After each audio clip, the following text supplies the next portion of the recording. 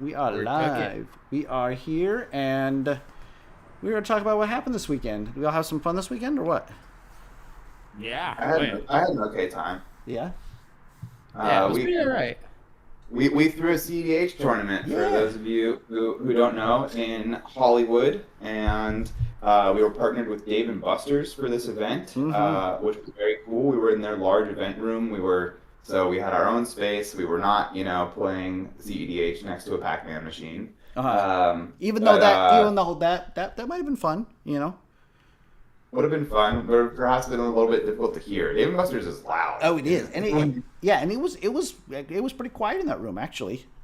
Yeah.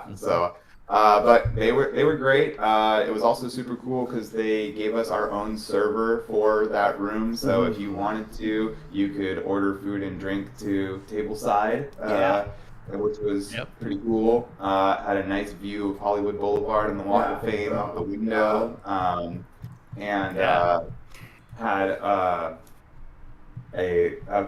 we had a great time. We had 55 players, lots of spicy decks, lots of fun stuff. Yeah. A silver event, so, getting those top deck points for those who, for those who care about that kind of thing. And like I said, it was cool because it was good food and drinks there and stuff like that. And so if you scrubbed out, you could just grab a drink and have some fun. I thought Yeah, I thought I was scrubbing was out, kinda- so I grabbed a drink, and then it turns out I made top 16, so I had to somehow pull myself together and get Spoiler into the game. alert. Yeah, spoiler alert. That's hilarious. Yeah, I was kind of on the same boat too. It came to round 3. It was not going too well, and we're all talking. We're like, okay, we cannot draw this round because somebody has to win, right? Yeah. To make top cut.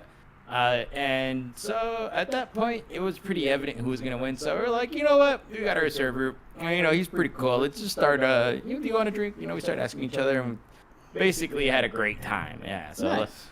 needless to say, the next round was very fun. Okay. So Curtis and I made top 16. You didn't make top 16, Kevin. What deck? I know. What deck did you play? What went wrong? Evan, I didn't play better. What happened? Why did you play better, Kevin? Let me tell you something about user error, all right? Yeah, no, I whiffed round 1, man. I could have, I had a chance to slip in this little Song of Creation, Yeah. with some spells in my hand. You And were we on. knew a gun player was winning. You were on what deck? Rock Thrash, baby. Okay. Yeah. I mean, it's. Figured I'd give it a shot. I mean, it's a hot deck right now. It's doing really good. It's doing the things that it does. Like Gaia's Cradle.deck, right? I mean, Roguerack itself is just such an insane card. It's like you're telling me I can play this for 0, and now I have a bunch of free spells in hand. Like, what? All right, that's cool. I'll Okay. take that. I would say it's the hottest deck. I think other than Blue Farm, it's the best deck in the format right now. And Blue Farm is an established deck that's been around for forever, And Yeah. Rogthras we saw in the meta, pre-ban sometimes, whatever. It was kind of doing stuff, but this version that Sam Black innovated that is, this top tier deck has really only been around for the last 6 to 8 months. So this is like a relative newcomer in terms of how it's built that has been dominating. Yeah, no, it's insane, dude. Like the deck itself, like the cards have been around for a while. Like a lot of these main cards have been like the Burrow Breeze Color. That's the main card in the deck, right? Well, not the main card, right? But it's one of the cards that. Yeah, it's a key piece, and it's been around for so long, and nobody's really come about to innovate it, and so it's kind of cool, especially after the whole banning. It's cool seeing decks like this kind of come up, and that's why I figured I'd give it a shot. And since there was a lot of Rock Thrash and Dog Thrash at the tournament, I figured everybody's kind of experimenting. Everybody's kind of seeing that main Sam Black list and then just throwing their own little flair into it, which is kind of cool. No pun intended. Got both of them. Hell yeah! But the our little tournament there, it was co-sponsored by Liquid Lux, so just wanted to give it that shout out to them. They provided some of the pricing and stuff like that, so that was pretty Lots sick. of cool proxies that they make, which is cool. And the for Liquid Luck is led by Zach Adler. For Uh-huh. those who don't know, is also in the top 10 on the ELO leaderboard. So Yeah. he's a big player in the cEDH community. So cool to have him and his company involved in our event for sure. Yeah, fantastic. The dude, yeah, like he's a great person too. I love gaming with him, and it's funny that round 3 where we were like, oh, you know what, we either have hope or have no hope. I was in the pod with Zach as well, so that was funny. It was 2 Yeah. Rogs, a dog, and a frog. Yeah, That's the he obviously is kind of known as a Blue Farm pilot, but yeah. is also playing Rock Thras right now. Yeah, that's a big change for him to be like, steady on the Blue Farm train. I mean, he's kind of locked himself for the invitational, so that's the crazy part. So he's just like, Yeah, you know. if you're in the top 10, I think you might be in. Yeah, right. Well, Yeah, dude. let's do what we came to do here and take a look Yeah. at the top 16, the top 16 decks we got here. Number 16, we got Julian on Dino Bones. Dino Right. Bones, he no longer does. I don't know what that's a reference to, but I think we hear the word dino. I think we know what we're talking about, right? Yeah, I get that fossil fuels, dude. Yeah. Yeah. Atali. Conqueror. Yeah. Doing big flips. Doing what Yep. Atali does. Viewers of our channel will know. We just had Alan on, and Alan wrecks us every time with this deck. It's so good once it starts going and doing its thing. It is super hard to stop. Yeah. What's funny is that Alan undefeated on the channel right now? I think so. I mean, we have some games that we shot with him where he didn't win, but I don't know if those made the cut. But also in the next episode of Amped, Alan plays, and I won't say who wins, but Alan does not win, but he's also not playing Atali in that game, so I don't know if that counts. I think I definitely don't think that counts. I think in this preference. Yeah. So this list is on this Chandra Flameshaper. It's a Foundations Planeswalker that I hadn't seen before, but it has the +1 ability. Make a token that's a copy of target creature you control. I mean, can't go wrong with that, right? Yeah. I mean, the whole deck is just based on making tokens of your commander. Yeah. So the more you can fit in there, I mean, it's an expensive planeswalker, but what's to stop him from Atali flipping it, right? Yeah, I mean that's the plan, right? Yep. Yeah, no, there's some insane goodies, and it's your classic, kind of Gruul turbo BS, but it's pretty good. Yeah. I mean, it's got obviously treasonous ogres and the spirit guides and the all these things, and then all the other rituals, infernal plunge and Jessica's Will, and it's on this one Geosurge, 4 red mana to give you 7 red mana. I mean, let's go. I was on that when I was on Slicer just to keep slicing. But it's like Electro Duplicate is like insane. You get that one twice, like to get. Yeah, I mean, once for 3 is not a bad rate, and even once for 4 is like a second time to get it for 4. I mean, that's not bad at all for the value that you get out of the out of Atali, Yeah, no, Atali's an insane deck. I think there's only been 2 times I've lost before I had my turn 1. And besides Kruik, it's Atali, and Atali's just gross. Turbo's in a good spot right now. Yeah. I mean, it's it's on this Eldrazi Confluence, because it says second mode, exile target non-land permanent, then return to the battlefield tapped under zone of control. I mean, what's better than making a copy of Atali? Just flicker the Atali, right? Oh, it's funny if you have a flare duplication and you can target that. Oh, well, I guess technically it would fizzle out, right? I guess that is one. Yeah, because you can't target the same one twice. Yeah, I'm thinking out of pocket here. Well, but also, if you're able to have, an Atali flip and have things on the stack, and then do something to make another Atali before resolving all of those spells from the Atali flip. If you hit the flicker on the first one and then get another Atali trigger, and you hit the flare on the second one, then There's shenanigans can ensue, as they tend to do with this deck. Yeah. I mean, you can definitely Flare of Duplicate. You can your Molten Duplication or your Electro Duplicate or your Twin Flame or your Heat Shimmer or any of those ones. Definitely, you can duplicate twice because you just keep targeting the original Atali. You know.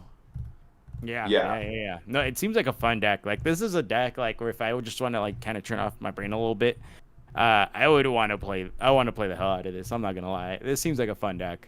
It's just it's nice. And what's crazy about the deck is like every time I play against it, like obviously it's a terrible matchup when I'm playing my Eldrazi's because I don't want to lose my Eldrazi's to that. It's insane. But like even if he doesn't have another like copy thing that you can just be like, okay, for 9 mana, I'm just gonna flip this thing over, and I can swing at you with an 11/11 trample indestructible infect. That's I mean that's not nothing. Even if you can't kill somebody in one swing, you're really threatening a lot to them. And if you're not winning on that next turn, there's no way you're surviving 2 attacks from an Atali. And you also have dual caster lines as a backup. Dual caster, Twin Flame, all that stuff, because that's what you're main decking every single one of those. You have Twin Flame, you have Molten Duplication, you have all of those spells that work with dual caster to do that thing. You got 4 of them just chilling there, just waiting. What I think is funny too is that it does run Breach, but you can basically just use Breach's value, so you can replay your token to make your copy effects, right? Yeah, which is kind of good in the deck. Yeah, it's more of like a Yawgmoth's Will in that sense, where it's like, okay, I just want to replay my stuff. I'm not gonna Lion's Eye Diamond and mill the table out. I just want to be able to replay some of my cool shit a couple times. And a couple kind of slightly more interactive pieces like the Wandering Archaic and the Pyrokinesis here. Right. Yeah. I mean, Pyrokinesis. Dranith or whatever things are on the battlefield that may be stopping you from doing what you're doing. I mean, the deck's turbo, so anything that hinders it in any way, even like a Rule Law effect, and you use the Pyrokinesis, that's basically what you need. Especially in the early game. Yeah. I mean, just to be able to not spend any mana on your removal so that you have all your mana up to cast your Dino or to flicker your Dino or whatever the fuck you're doing, Yeah. All right. So should we move on to our next deck on the list here? Yeah. Let's see. What do we got? We got. Oh no! What is this? What is this? Is this even a cEDH deck? I don't think this is a cEDH deck. What is this doing here? Oh, what is this? What is this doing?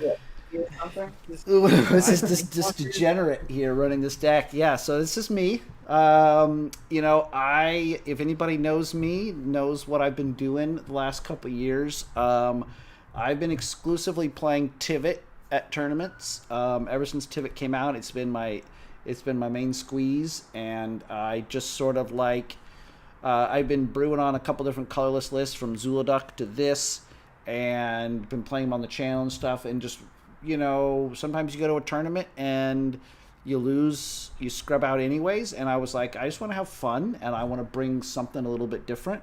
So I'm gonna play the colorless shenanigans.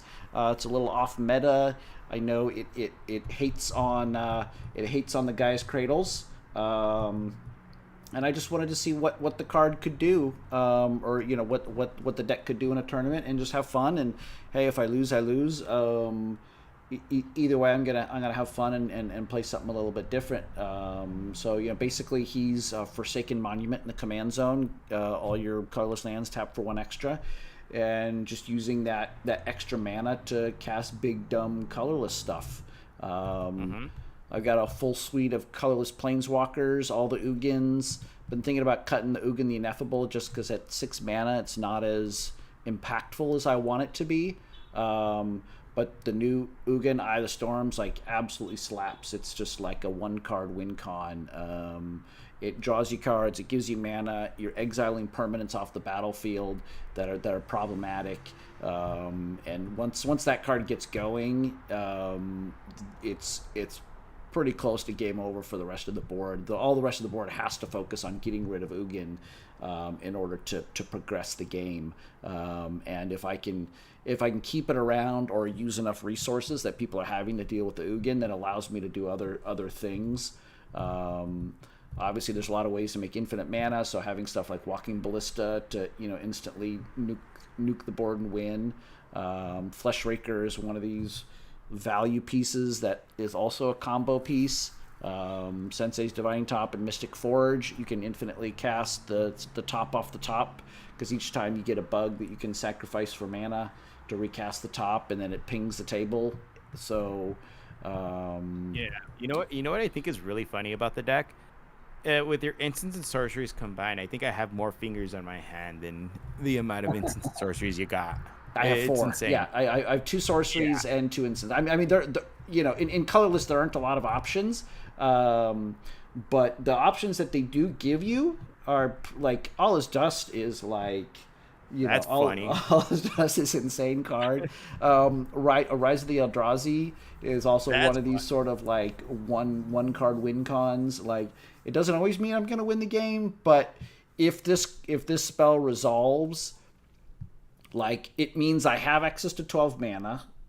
So on my next turn, I'm going to have at least access to 12 mana again, probably more, because I'm also drawing 4 cards, and I've cast some other stuff that turn, and then instants.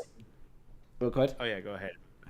Yeah, so I've actually been in a pod where it's like you've cast Rise of the Eldrazi, and I'm sitting there with like 3 counter spells in hand, and we're just looking at each other like, you can't do anything about this. So yeah, stuff like that's really good. Yeah. I have to be real careful with this one to make sure that it's like the second spell that I cast a turn, because like obviously Mindbreak Trap is always staring you in the face with a card like this, because Mindbreak Trap gets around this can't be countered, but. Kozilek's Command is such a great flexible card, one of the best cards in the deck. It's an infinite mana outlet, because you can scry through your entire deck and draw cards. So you draw a card, then you can literally stack the rest of your deck in any order you want because of the scry, or you can use it for ramp to make the little Eldrazi's, or you can get rid of a problematic creature, or you can exile cards from a graveyard if someone's trying to win with a breach line or something like that. Just like so flexible of a card. It kind of does everything that you want it to do at instant speed. And then for creatures, just playing the big dummies. Metalworker makes so much mana in a deck that runs 50 or so artifacts in it. Goes infinite with Staff of Domination to make you infinite mana and then draw your deck out. Got some flash enablers, obviously Wandering Archaic, Devourer of Destiny, like super sleepy card that doesn't look like it does much, but the biggest downfall of a deck like this is the mulligans are terrible. And so a card like this, you like, how many times have you had that opening hand where you're like, man, if I just had one more land, this is a good hand. Or even if I had one land, if you're looking at a hand and it's like Soul Ring, this, that, and the other, and you're just like, man, if I just have one land, this hand is gas. And Devourer of Destiny gets you there, because you're looking at the top 4 cards of your library in your first upkeep, and you can keep up to 1 on top. So top 4, you're looking for a land, you keep that land on top, you're good to go. And if there's not a land in that top 4, then you've ripped through 4 cards that are not lands, and chances are that next card is going to be a land. So, and then later in the game, when you've got the extra mana, it's just a removal spell for something. Just super, super good card. Obviously, the big titans, the Kozileks, Umogs, Emrakuls, do what they do. Classics like Chalice of the Void, to lock out the table early on, stop those Rograks and all those other things. Candelabra, also one of the probably top 5 cards in the deck, just makes you so much mana with the commander. And you can get it off of Urza's Saga, so that's pretty hot. And then, the goodies, the Vexing Baubles and Cursed Totems and Disruptor Flute. Cursed Totem did a lot of work yesterday. Sisay, all the creature decks that are, tapping their creatures for mana. It's stopping those. Kevin, how's your Rogthras deck feel about a Cursed Totem? It does not like this card whatsoever. I think it's ban-worthy. It's ban-worthy. I say we're here. I'm here for the next banning, dude. I don't know. But, yeah, right. Yeah. Yeah, then obviously like Torpor Orb shot off. I realized we had Bruce Banner in the chat here. Yeah, right. Nothing much else to talk about. Just some good big mana stupid shit to get out and have fun with. And Portal to Phyrexia is a fun card to resolve when no one sees that one coming. Echoes of Eternity. If you play against this deck, don't let Echoes of Eternity resolve, because it may seem like an innocuous card that you get double triggers, but it's also you're getting double cast. So I cast a spell, it puts 2 of it on the stack. It's essentially makes your stuff uncounterable because you have to have 2 counter spells for every spell that I cast going forward. And if you're doing stuff like, I cast a Grim Monolith, cool, I get 2 Grim Monoliths for the price of 2 mana. I get 6, and then it doubles all the triggers. It doubles both triggers on the commander. So not only do I get to, when I attack, I get to nuke 2 lands, but every time I tap a land, I'm getting 2 extra mana instead of just 1. And then obviously Ugin, it doubles that trigger. It's like that. That's the one that I'm always kind of holding my breath, and I'm trying to get this spell to resolve. If I can get this one to resolve, then it's a easy streak from there on. And then just a bunch of cool lands. I love the land base because you just get to run all these cool utility lands that do all sorts of fun stuff. I get to run Wasteland and Strip Mine, Talon Gates, obviously. Just a lot of cool lands. So. Funny, some anti-Rog tech. If you ever get tempted with Discovery, and everybody talks about not going for the land, maybe grabbing yourself a little Wasteland isn't all that bad either. I'll take the Strip Mine or something like that next time you hit me with a tempt of Discovery. You didn't hear from me. All right, so number 14, we got Alan on Ral. Alan's a really good Ral pilot. He also top cut at Power Card Rumble number 1 and finished in 5th place with Ral. That's insane.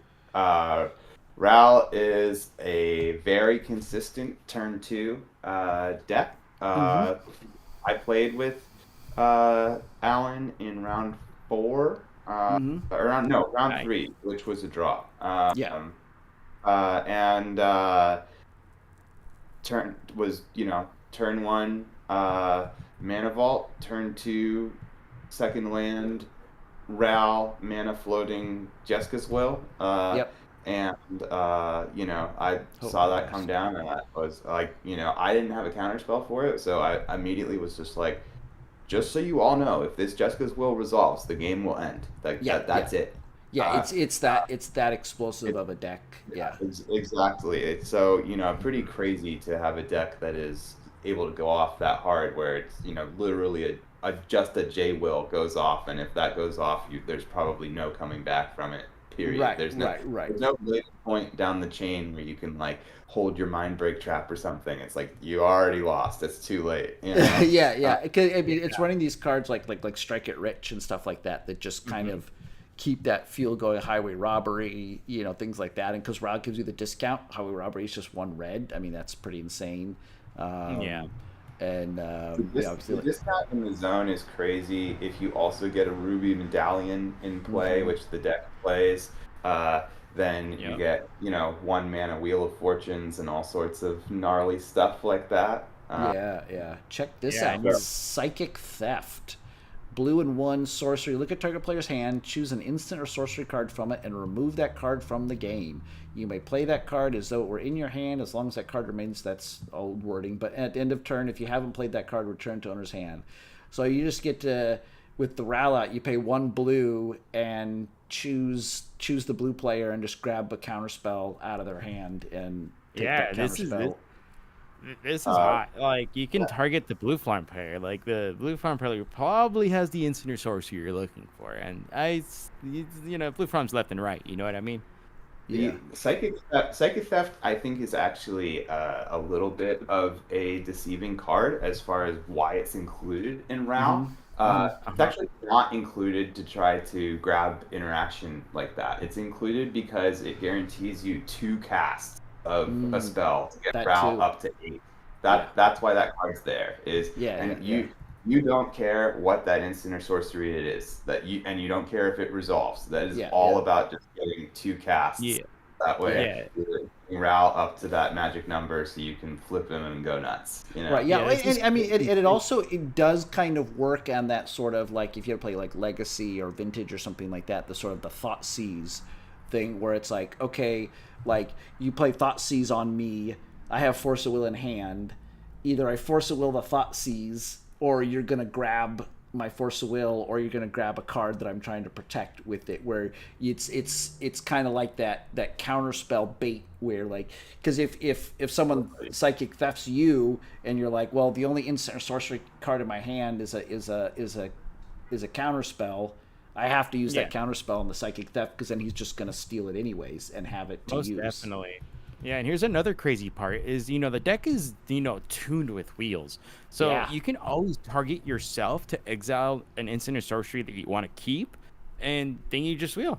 You target yourself, you get the card you want, you keep the interaction or whatever, and then you wheel, and, you get to keep that card and go through another 7. Yeah, and let's cast something stupid like bonus round until end of turn. Whenever a player casts an instant or sorcery, that player copies it and chooses new targets for the copy. Why not? So bonus round is actually part of the win con in RAL. One of RAL's main lines is, if you get Breach Live, is using the card Witch's Mark, because Witch's Mark attaches a Wicked Roll token to RAL, and when a Wicked Roll token falls off, each opponent loses 1 life. So obviously with Breach Live, you do not have enough cards in your deck to cast Witch's Mark 40 times. But what you do have enough cards in your deck is to cast a bonus round 7 or 8 times. And as bonus round increases how many copies go live exponentially, because you cast 1 bonus round, then there's 1 bonus round live, so any instants or sorceries afterward get copied 1 time. Then if you cast a bonus round a second time, then that bonus round gets copied, so then it goes up that much more. Yeah, it's like exponential. So if you cast a bonus round like 7 times, which you definitely have enough cards in your library to do with a breach, then the next instant or sorcery that you cast gets copied like 127 times or something like that. That's insane. Yeah. So that bonus round is great, and you can cast it the 1 time and then have copies of everything to continue your storm. And then after your storm eventually leads you to breach, then you can start casting a bonus round multiple times and then use Witch's Mark to kill the table. Right. Obviously, you have other ways to kill the table, but most notably, that is the way to kill the table if you need to kill the table through protection, if someone has the 1 ring. Right. Got to give a shout out to Adam Defiant, who's in the chat right now. Sorry, homie. I did target him with the Ulamog the Defiler and exiled the top half of his library in the game that we played. Yeah, it was very rude. It was very rude. He was, poor guy was locked under. Colin was on his Liberator Battlethopter, so there were 2 colorless decks in this pod, and he had out a Grafdigger's Cage, and Adam was on the Yawgmoth, and so he's like doing like undead triggers or whatever they're called, and try to loop creatures coming in out of the graveyard. So he was locked into that Grafdigger's Cage, and then I cast the Ulamog the Defiler, and I zonked the top half of his library.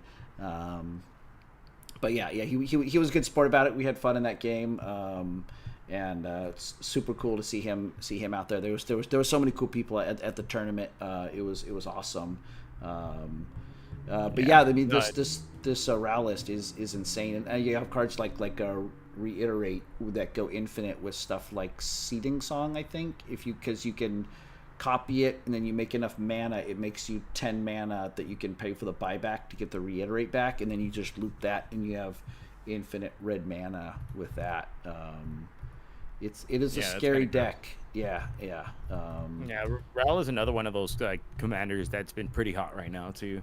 Yeah, I've been seeing more lists come about more times than not, which is it good stuff, Yeah. I mean, like, I think I'm spoiler alert. I'm playing Vivv in this tournament, but I think Ral is very consistent as a turn 2 deck, and the mid game. I think the meta is now shifting away from mid-range hell, but I think was stuck in mid-range hell for a while. And the thing that I think a lot of people don't realize is that Turbo is a weak point of mid-range hell, and I think a lot of people sort of think, oh, Turbo is no longer going to be valid because these mid-range decks are going to have interaction ready to go, so these Turbo decks are going to try to push for something super early, and they're just going to get stuffed, and then they're going to get locked into mid-range. And that can happen a lot. And when especially you get into top 16, where your mid-range pilots are more skilled, they know when they see certain decks where they need to mulligan for interaction to not lose early, So then that becomes really hard.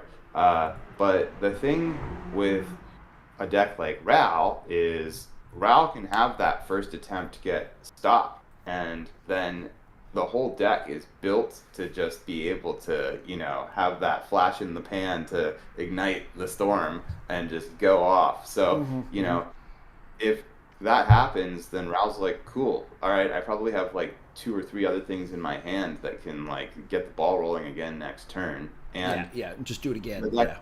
Yeah, and the deck also, of course, spits out mana because it's, red likes to make mana a lot. So, even if Ral gets removed, okay, like Ral removed still only costs 4, I had a game with Alan, and I locked him out of the game because this was the round that I had I was going first. I had the most insane start, and I had Ultima turn 2. And then turn 3 got out Ugin, the Spirit Dragon, and I nuked the board with Ugin, and then I started attacking and turning Ral's lands off because he had 2 dual lands, an island, and a Chrome Mox on blue, and so I attacked twice and turned both of his red sources off, and so he had no red sources and no way to get Ral back out on the table. That game ended up going to a draw where Blue Farm presented a win, and Ral did the politics of I'm not going to stop him unless we agree to a draw, because he was fine with the draw, but we all needed a win, and he didn't want to just stop Blue Farm and then let me win the game because that's all the same to him. So he was pushing for a draw. But it was a good game, and I felt bad. I wasn't trying to pick on him, but kind of like sometimes you have a certain deck like this where you have to sort of like, okay, I'm going to single one person out. Because the thing with like Ultima's thing is if I just hit one land from everybody, it's not really effective. It's only effective if either I'm turning off a Cradle or if I'm focusing on one person and I take one person off of a color that they need. And I just completely stripped him of all his red sources, and he was sort of floundering there. But once this Ral flips, like if it gets the count, like so what they'll do is they'll wait until they have cast 6 spells to flip Ral, then they can ultimate it right away. And once it's been ultimated, that's GG's. I mean, that's not the only way they win, but if they cast 6 spells and flip over Ral so they can immediately ultimate, then that's just GG. There's absolutely no coming back from that unless you have a silence or something, 8 spells, Scotty, but yes. Well, no, 6, because it comes with 2, And Oh, then it comes with 2. Oh, yeah, 6 spells. Yeah, yeah, you're yeah, right. it comes Sorry. with 2, and then Yeah. it gets you better apologize to me. I'm just kidding. Yeah, All 6 right, then spells. My bad. Yeah. then Yeah, we I got was just thinking about. I was like, I know it's 8, and then I was like, oh yeah, it starts with 2 loyalty. yeah. I don't know, we got our buddy Wayne on the Boros Armory Ballista. Wayne is the There you go. Boros. He's the one who was pushing that Boros rock up the hill, trying to plant that flag. The Zerda. Boros badass. Yeah. For those who don't know, Zerda is an infinite mana combo with Basalt Monolith or Grim Monolith. He reduces the activation of both of those cards by 2. And so you get either one of these guys out, and it's just like Forsaken Monument and Colorless, and he just makes infinite colorless mana. And then he takes that infinite colorless mana and he does Walking Ballista stuff with it, or he's got quite a few outlets for the infinite mana. They have a bunch of options as far as Zerda goes, because the whole thing too is you can use like your swords to kind of benefit off some of those triggers. So especially with cards like Stoneforge Mystic or Oswald, they just really get the benefit off it. You know what I mean? Yeah. Well, Diviner's Wand is one of those equipments that you can fetch up that gives you that you can turn that infinite mana into drawing your deck. Staff of Domination, Staff of Completion, other ways to draw through your whole deck. Also Brand Spider is another. I was just highlighting that one. Yeah, so that one's great. That one's played in a lot of the like colorless decks too. I chose to not play it in Ultima, but it's one that I could definitely it's definitely on that like considering list, because it gives you a power stone to like ramp you out for the next turn, but also that 7 mana ability essentially lets you look. Essentially, it's like 7 mana. If you have infinite mana, then you can just get any artifact you want out of your deck into your hand. Or essentially get all your artifacts out of your deck into your hand. Right. Yeah. So he's playing some fun cards. Delivery Moogle, that's pretty good, because you just search up your Grim Monolith, get that into hand, or if you have your infinite mana, use that to get one of your mana outlets. Obviously, playing a white, you've got Voice of Victory and the Grand Abolisher and Silence Effects, Aether Sword and Canonist, Magda's Hot. Now, we got a new card here, Tataru Taru. That's one that I was looking at, like adding into Tivit. Like someone was asking in the chat about adding new cards to Tivit. This is one that I haven't added in yet, but I think this one has a home. And I saw this in I think 3 games yesterday. I saw the Tataru Taru. I don't know if you guys saw it at all. Yeah, I didn't come across it in any of my games, but it's definitely a house. Even in Heliod, I've slipped it in. It's made a big difference, because people are always trying to draw cards. Not the immediate treasure isn't always useful. It's just more for later in the game for the mid range, right? Yeah. I mean, it's definitely what like Smothering Tithe at home kind of thing. It's not even that. It's kind of like with the Trouble in Pairs or something like that. It's definitely not as good, but at 2 mana replaces itself. You can usually use that extra card draw that you're giving away to an opponent for a little bit of politicking. Maybe the one person that you need help dealing with somebody else, or maybe the one person who had to mulligan down to 2, and like, okay, I'll give you a card because it's gonna, now we're friends because I gave you that card, kind of thing. It's Tataru Taru is another has a funny interaction with Displacer Kitten. I mean, this is outside of the deck, of course, but like, that's where Heliod kind of capitalizes on it. Is you can cast spells and basically either have your opponent try to draw a card, or just have yourself draw cards. Yeah. And he's on Godo, because why not? If you're playing, if you've got equipment and you've got lots of mana and you've got red, why not run Godo? I've actually talked to Wayne about that after the tournament, and they were talking about having Godo. It is like one of their pet cards. So it is kind of cool to see it, because it's immediate. Like a second you have a Godo out and enough mana, it's basically game. Yeah. So it's another avenue if they're stuck outside of Zerda. If for some reason there's a Dranith, which I've been seeing less and less of. But yeah, it's pretty effective, and they've got dampening here in the list too, to help decks like Rock Thrash, I guess. Yeah. Yeah. It hurts the colorless decks that are trying to tap the lands for more mana, and all those cradle decks. That's pretty brutal, and storm decks too. So I mean, this is really good for all those, for Vivv and for Rogthras and all that. I mean, it's definitely a card I would play in Ultima if it wasn't for the whole point of my commander is that it makes my lands tap for 2. So true. Yeah. That's a little bit of a non-bow. Yeah. But I could see for like a Tivit list or something like that, or Marnius or something like that, where you're any other kind of not necessarily Staxy, but more like a mid-range control list. Like I think Damping Sphere is hot right now for dealing with the storm ones and the other the cradle decks. As long as you're not on cradle and you're not a storm deck, I think Damping Sphere is definitely one to put on your list. But good to see. Yeah, for sure. Yeah, any of that stuff. But good to see Wayne. And for a deck like his, where he's going to make infinite mana anyways, you just keep paying for whatever that extra colorless is, because he's just making infinite mana. So once he goes off, it doesn't really matter anymore.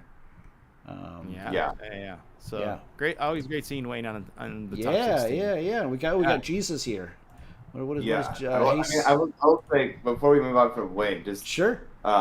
Just I think one thing that's really important to note, like I mean, same thing kind of with your situation, Scotty, is like Wayne performs consistently with that deck, and like that's not an easy deck to perform consistently with.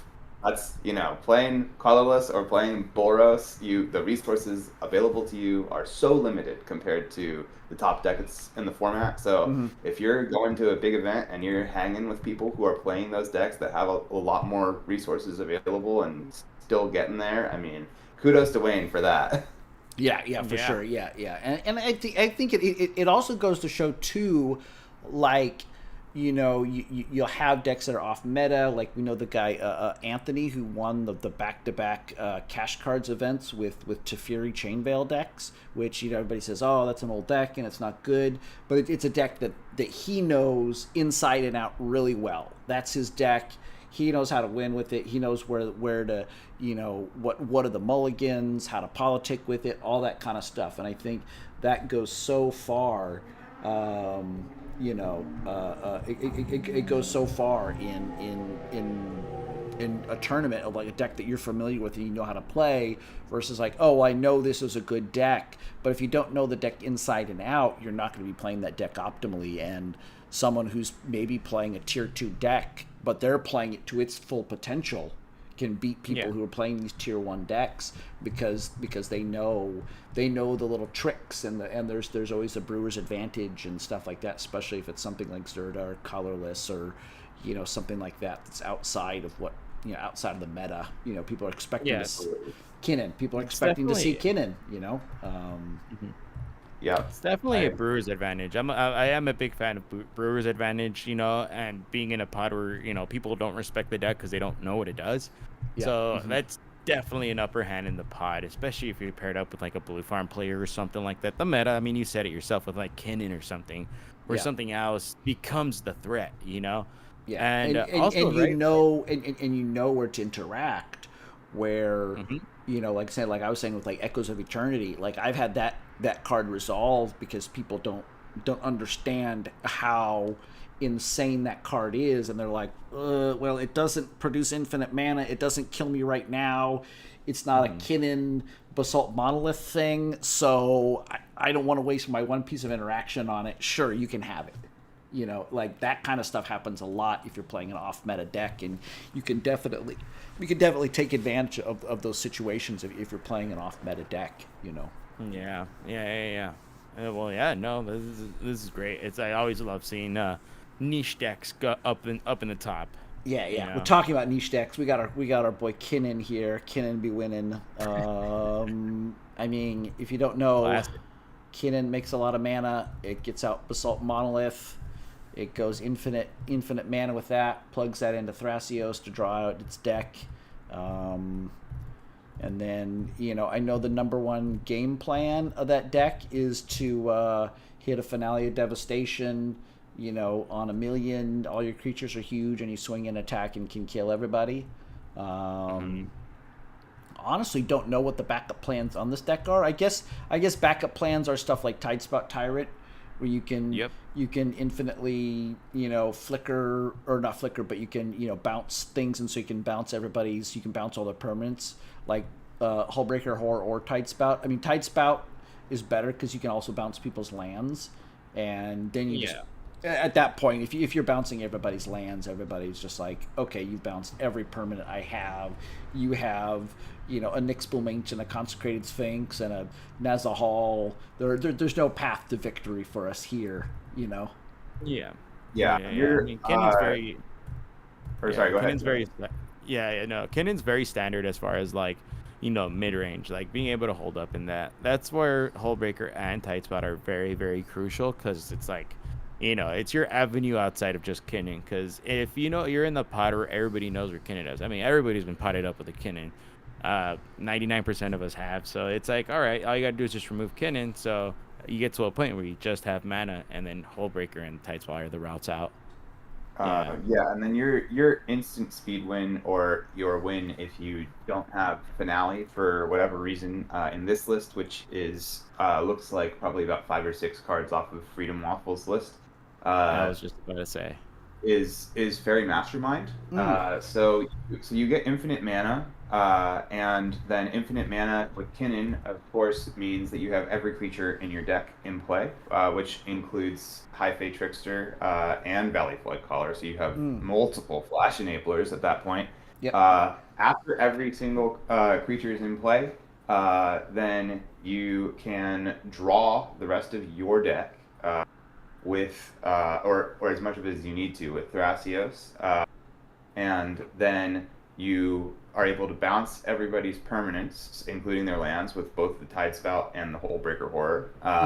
Then after everybody's permanents are totally gone, then you put infinite Fairy Mastermind triggers on the stack at the same time. So you don't actually let everyone draw one at a time. You activate Fairy Mastermind, and then on top of each activation, you put infinite triggers.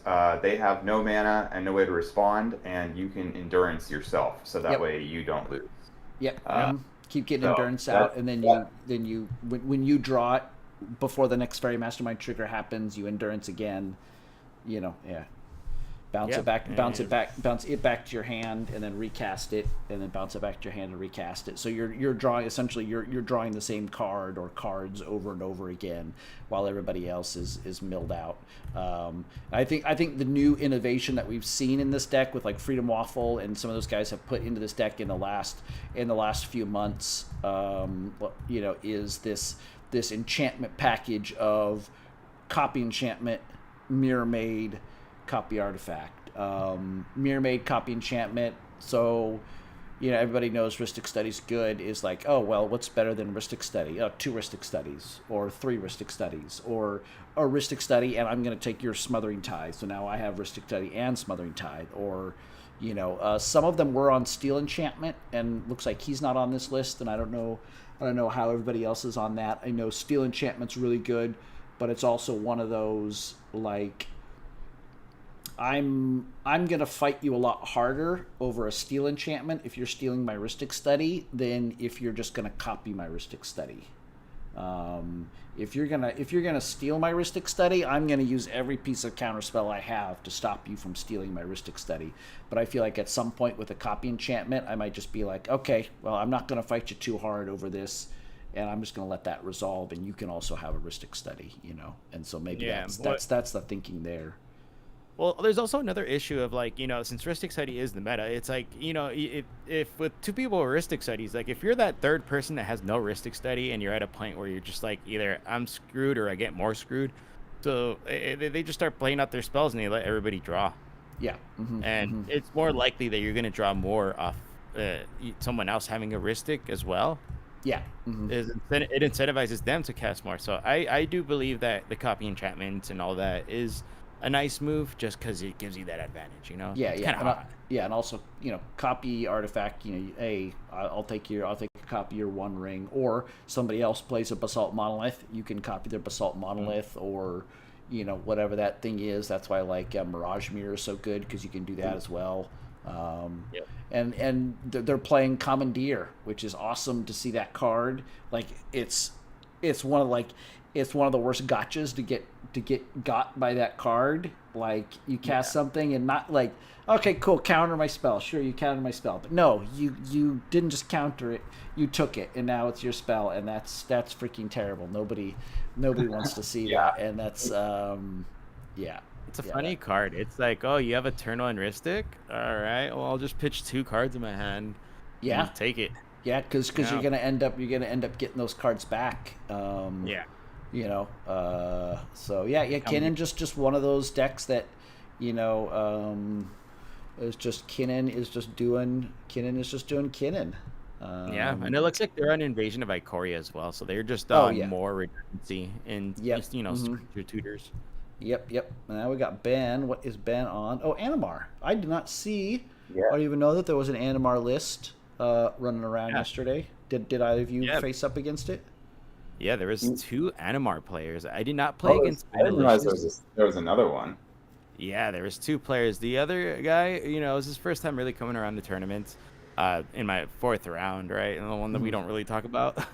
Yeah, it didn't go too well for the players, so he just kind of came to test out how tournaments were, and it was cool. Kind of got to chop it up with them and kind of give them a breakdown of how like tournament settings are, the difference of TDH between cEDH. But yeah, Ben is such a good player. Like I cannot emphasize this enough. He's a great player, and Animar's just a weird deck. Like you get to run all the BS. And I mean, I think the fact the creature count in this deck says it all. This deck plays 53 creatures. Where is that here? Let's see. 53 creatures. That is insane. Dude, classics like Bond Beetle. Like who knew that there would be a cEDH deck that is going to be running cards like Bond Beetle? But he was talking about that all night. He was like, dude, the Beetle include that automatically paid off for him because Animar loves this count. Yeah. So he's really leaning into little creatures that come into play and give +1/+1 counters, and I'm just assuming those +1/+1 counters are going on to Animar, and that's just making all his creatures cheaper, and then eventually he's working up the chain here to like Ancestral Statue. I know is one of the combo pieces, so. If you can get to a point where Ancestral Statue is free with Animar, then you just keep bouncing it. You cast it for free, then you return itself to your hand, and then you keep casting it. That keeps putting +1/+1 counters on Animar, and then you have essentially all your colorless is free. So then you can either go into Hullbreaker Horror, and then you can start doing that. Also Radagast Brown. Radagast. Yeah. Let's check out Radagast. Yeah. Radagast and Brown. Oh, okay. That's a very key card of that deck. Yeah. It's another one of those cards where it with the Hullbreaker loop. If you're just playing creatures, you get to get every single one of those 53 creatures into your hand. Okay, so whenever or another non-token creature enters the battlefield under your control, do the top X cards in your library, where X is that creature's mana value. You may reveal a creature card that doesn't share a creature type with a creature you control from among those cards and put it into your hand. Put the rest on the bottom. Okay, so as long as the creature does not share a type with a creature that you already have on the battlefield, you can put that into your hand. And they have so many different creature types here. Obviously, there's a lot of elves because you're in green, but there's a lot of other different things, singular creature types that you're able to kind of like rip through your deck and get the creatures that you want. Also, another thing about like Animar decks that I've seen is like they have a really low instant sorcery package, almost like your Ultima deck, right? Yeah. Where it's got only run less than a handful. Yeah, 3 sorceries and 6 instants. So Yeah, like he's you're actually like on. Neoform, Eldritch Evolution, obviously, because you're that creature deck. Counter spells, Pact, Mental Misstep, Deflecting Swat, Fierce, and Force, and that's it. I guess Sink into Stupor also is a quasi counter spell. But yeah, and Legolas's Quick Reflexes is a real great interaction piece. But yeah, I mean, yeah, that's a super small interaction package that you're just sort of like, you know, looking to do your thing and not worry. Like super small artifacts. Look at this, like 3 mana rocks, Chromox, Lotus Petal, Soul Ring, because he's running Collector Oof, so doesn't want to be too dependent upon artifact mana. You want your creature mana. And then Right. Cloudstone Curio was one of those loop cards where you can allows you to cast and flicker creatures back, just get the infinite cast in play. And then pretty small, Survival of the Fittest, obviously that's like a real great creature tutor card. Your Mystic, your Ristic, your Carpet of Flowers, and a Explosive Vegetation, or whatever this one is. Yeah. Not Explosive Vegetation, it's what is the English? This Yeah. is the Italian version. Wild Growth, that's it. Wild Growth, I knew that. Card from Alpha. Yeah, a lot of the lines that are infinite lines in this deck are decks that center around stuff like Peregrine Drake or Mole Drifter, where you're untapping land. Yeah. Yeah. and that. Yeah, I do want to. I do want to talk about a bit of the interaction package still too, because some of the creatures are very interactive as well. Uh-huh. Well, not super interactive, but they can find answers. So, I've seen Ben like play the High Fate Trickster and use cards like Spellseeker, or something that can just let him search off his deck, like at speed. And the Tishana's Tidebender I find to be a very effective card, or the Reclamation Sage, like a Breach or something. But that's just more the niche little things about running creatures as your main combo line. Yeah. I mean, like Tishana's Tidebinder is one of those cards that doesn't see a lot of play, because I feel like it's one of those ones that like a lot of people are looking at, like, that's a really good card. Maybe I should play it, but it's hard to find that slot for something like this. That's 3 mana, has a very niche ability, but in like Animar, it's probably just going to be 1 blue pip is all you're paying for this thing to flash this thing out, and you stop somebody's Thassa's Oracle or whatever.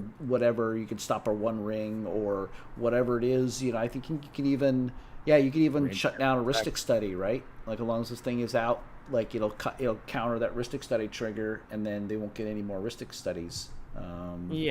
You can use it for that. Yeah. But typically it's used more interactively rather than just the Ristic. Yeah. You hit a Kinnan or a Thrasios or something like that, and then they can't keep doing their thing or whatever it is. Yeah, exactly. Yeah. No, this is a really cool deck. Yeah. And who doesn't love a little bit of Annihilator? As a treat. Yeah. You have cool. the Null Drifter. Yeah, cool deck. And then we got our buddy Jeremy, friend of the show, and good dude. Love playing with Jeremy. He's on the Weatherlight, which we know is Sisay. Sisay, I feel like every set, Sisay is getting a new legendary card that just keeps making this deck better, and it is a scary deck to sit across from, because it's this toolbox deck that has all these combo lines, but also just has all these interaction pieces. If it feels like it can't win, but it has the mana to activate Sisay, they just sit there and they hold up their mana, and then you try to do something. I'm going to flash out this legendary thing that's going to stop whatever it is you think you're going to do. And then if not, then they just go off and win the game by doing their loops of shenanigans. Exactly. And you said it best. I mean, Sisay is like the toolbox like commander, because you can find answers, or you can push in certain scenarios. But I just find this so funny. I mean, I do give Jeremy a ton of respect because he's one of the best Sisay players that I personally know. Yeah. But He's it's the great biggest player. meme deck, dude. Look at this. Look at the creature package. Yeah, Dude, you you're got running, Deadpool. You got dude. you Yeah, got the new you. Taru. Yeah, Um, awesome. yeah, Bossum. Yeah, this is a new include. I know a lot of people are playing this one, and because so if you're not sure how Sisay works, is Sisay is looking at the colors among legendary permanents that it controls, and so previously, getting like blue, black, and red were the hard colors for them to get the legendaries. I guess Kinnan gives you blue pretty easily, but like black and red were the two colors that it was like struggling to find really good cheap permanents that were useful to the deck. And so like Basim has been one of those ones where it's a good cheap card that has blue and black in its color identity. And Deadpool giving you red and black, and Deadpool just an insane card as a toolbox gotcha card. You think you're gonna win with your Kinnan, you activate your Kinnan or whatever, and with that activation on the stack or whatever, he flashes in the Deadpool with a Sisay activation, and all of a sudden your Kinnan's a Deadpool, and The biggest advantage to running Deadpool is the fact that it doesn't ETB. It just yeah, comes in. yeah. And Once it steals attacks. Yeah. And then you got Urtite, which is like, oh hey, I can just flash out a counter spell, or I can flash out an interaction piece to like destroy a problematic permanent. So yeah, I mean, what the deck is trying to do is it's trying to do something like Faber Elder or Gigantha, and gets out permanents that untap that to allow you to keep activating, and each time you get out like a Tyvar, and then that allows you to untap your Gigantha or your Faber Elder, and then that gives you another Sisay activation, which gets you a Saheeli, which gets you another Sisay activation, and then you get Dahada, that gets you another Sisay activation, until you get to the point where you can get out something like the where is it here under enchantments? The Oath of Teferi. You get an Oath of Teferi, then that lets you activate all your planeswalkers an additional time, and then you get another Sisay activation because you can untap your big mana guy, and then eventually you've got out Amanatu and Nicol Bolas, and you can activate those things back and forth. Use the Amanatu to flicker the Nicol Bolas, which allows you to activate it as an Amanatu and as a Nicol Bolas twice, and since you got Oath of Teferi, and then you just make you draw a card and exile a permanent from everybody, and then eventually people don't have any permanents left, and they go home and they cry. The crazy thing is, I see a lot of this. Yeah, sorry. I see a lot of Sisay decks like rely more on the creatures and the legends. I do notice that this specific list is heavier on the interaction.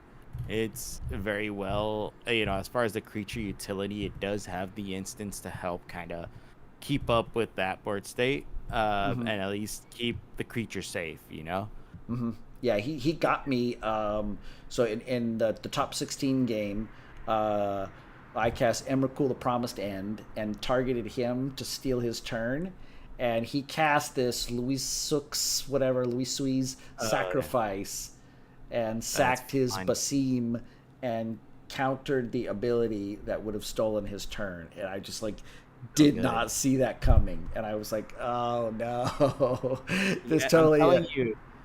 I'm telling you, this is more into the meme of it, because this is fun. You got Deadpool, you have Assassin's Creed, you have you have Lord of the Rings. Yeah, it's just it's funny. It's just great. It's fantastic. Yeah, this is what we were all scared of a few years ago. Yeah, and he used Legolas's quick reflexes in a great situation where it was just like, oh, cool, split second. I can't do anything about that. Cool. Yeah. Yeah, I mean, this deck is obviously the core of it is still a Super Friends list, like we were talking about. But I think a big part of how Jeremy plays the deck is that Sisay, I think people don't expect it to have a lot of interaction, because and Sisay historically has sometimes not had interaction because Sisay's winds are so hard to interact with. It didn't need as much interaction to defend what it had going on. Uh, so I think a big part of Jeremy's angle on this list is having stuff that synergizes with what's going on in Sisay, but is surprisingly interactive and you know, makes it so players have what they might perceive to be windows where they push where they really shouldn't, and Yeah. then Jeremy is able to sort of capitalize on them going where they shouldn't really go. If he has some, so like, you know, if he has something like, say, a Smothering Tithe in play, Insane. and, Insane. and then, you know, there's someone drawing cards off of a heuristic, but that player is tapped out, and you know, the player who's pushing is like, well, I'm only going to feed him like 2 or 3 cards on the heuristic before I'm going to be able to potentially actually win.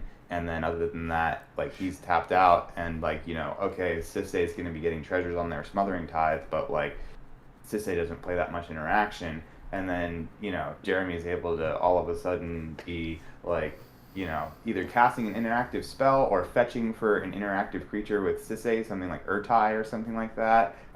You know, he can really catch people off guard in those moments. And also, like you were saying, you know, one of the struggles with Sisay is getting those, you know, black and red permanents. Well, Urtai's blue and black. So all of a sudden, you know, Jeremy stopped a win where it was not expected, and then Sisay potentially got 2 more power off of that, you know? Yeah. And just call out, like, Agatha's Soul Cauldron is one of those cards that, you know, you're talking about cards that you can use as interaction but also synergizes with Sisay.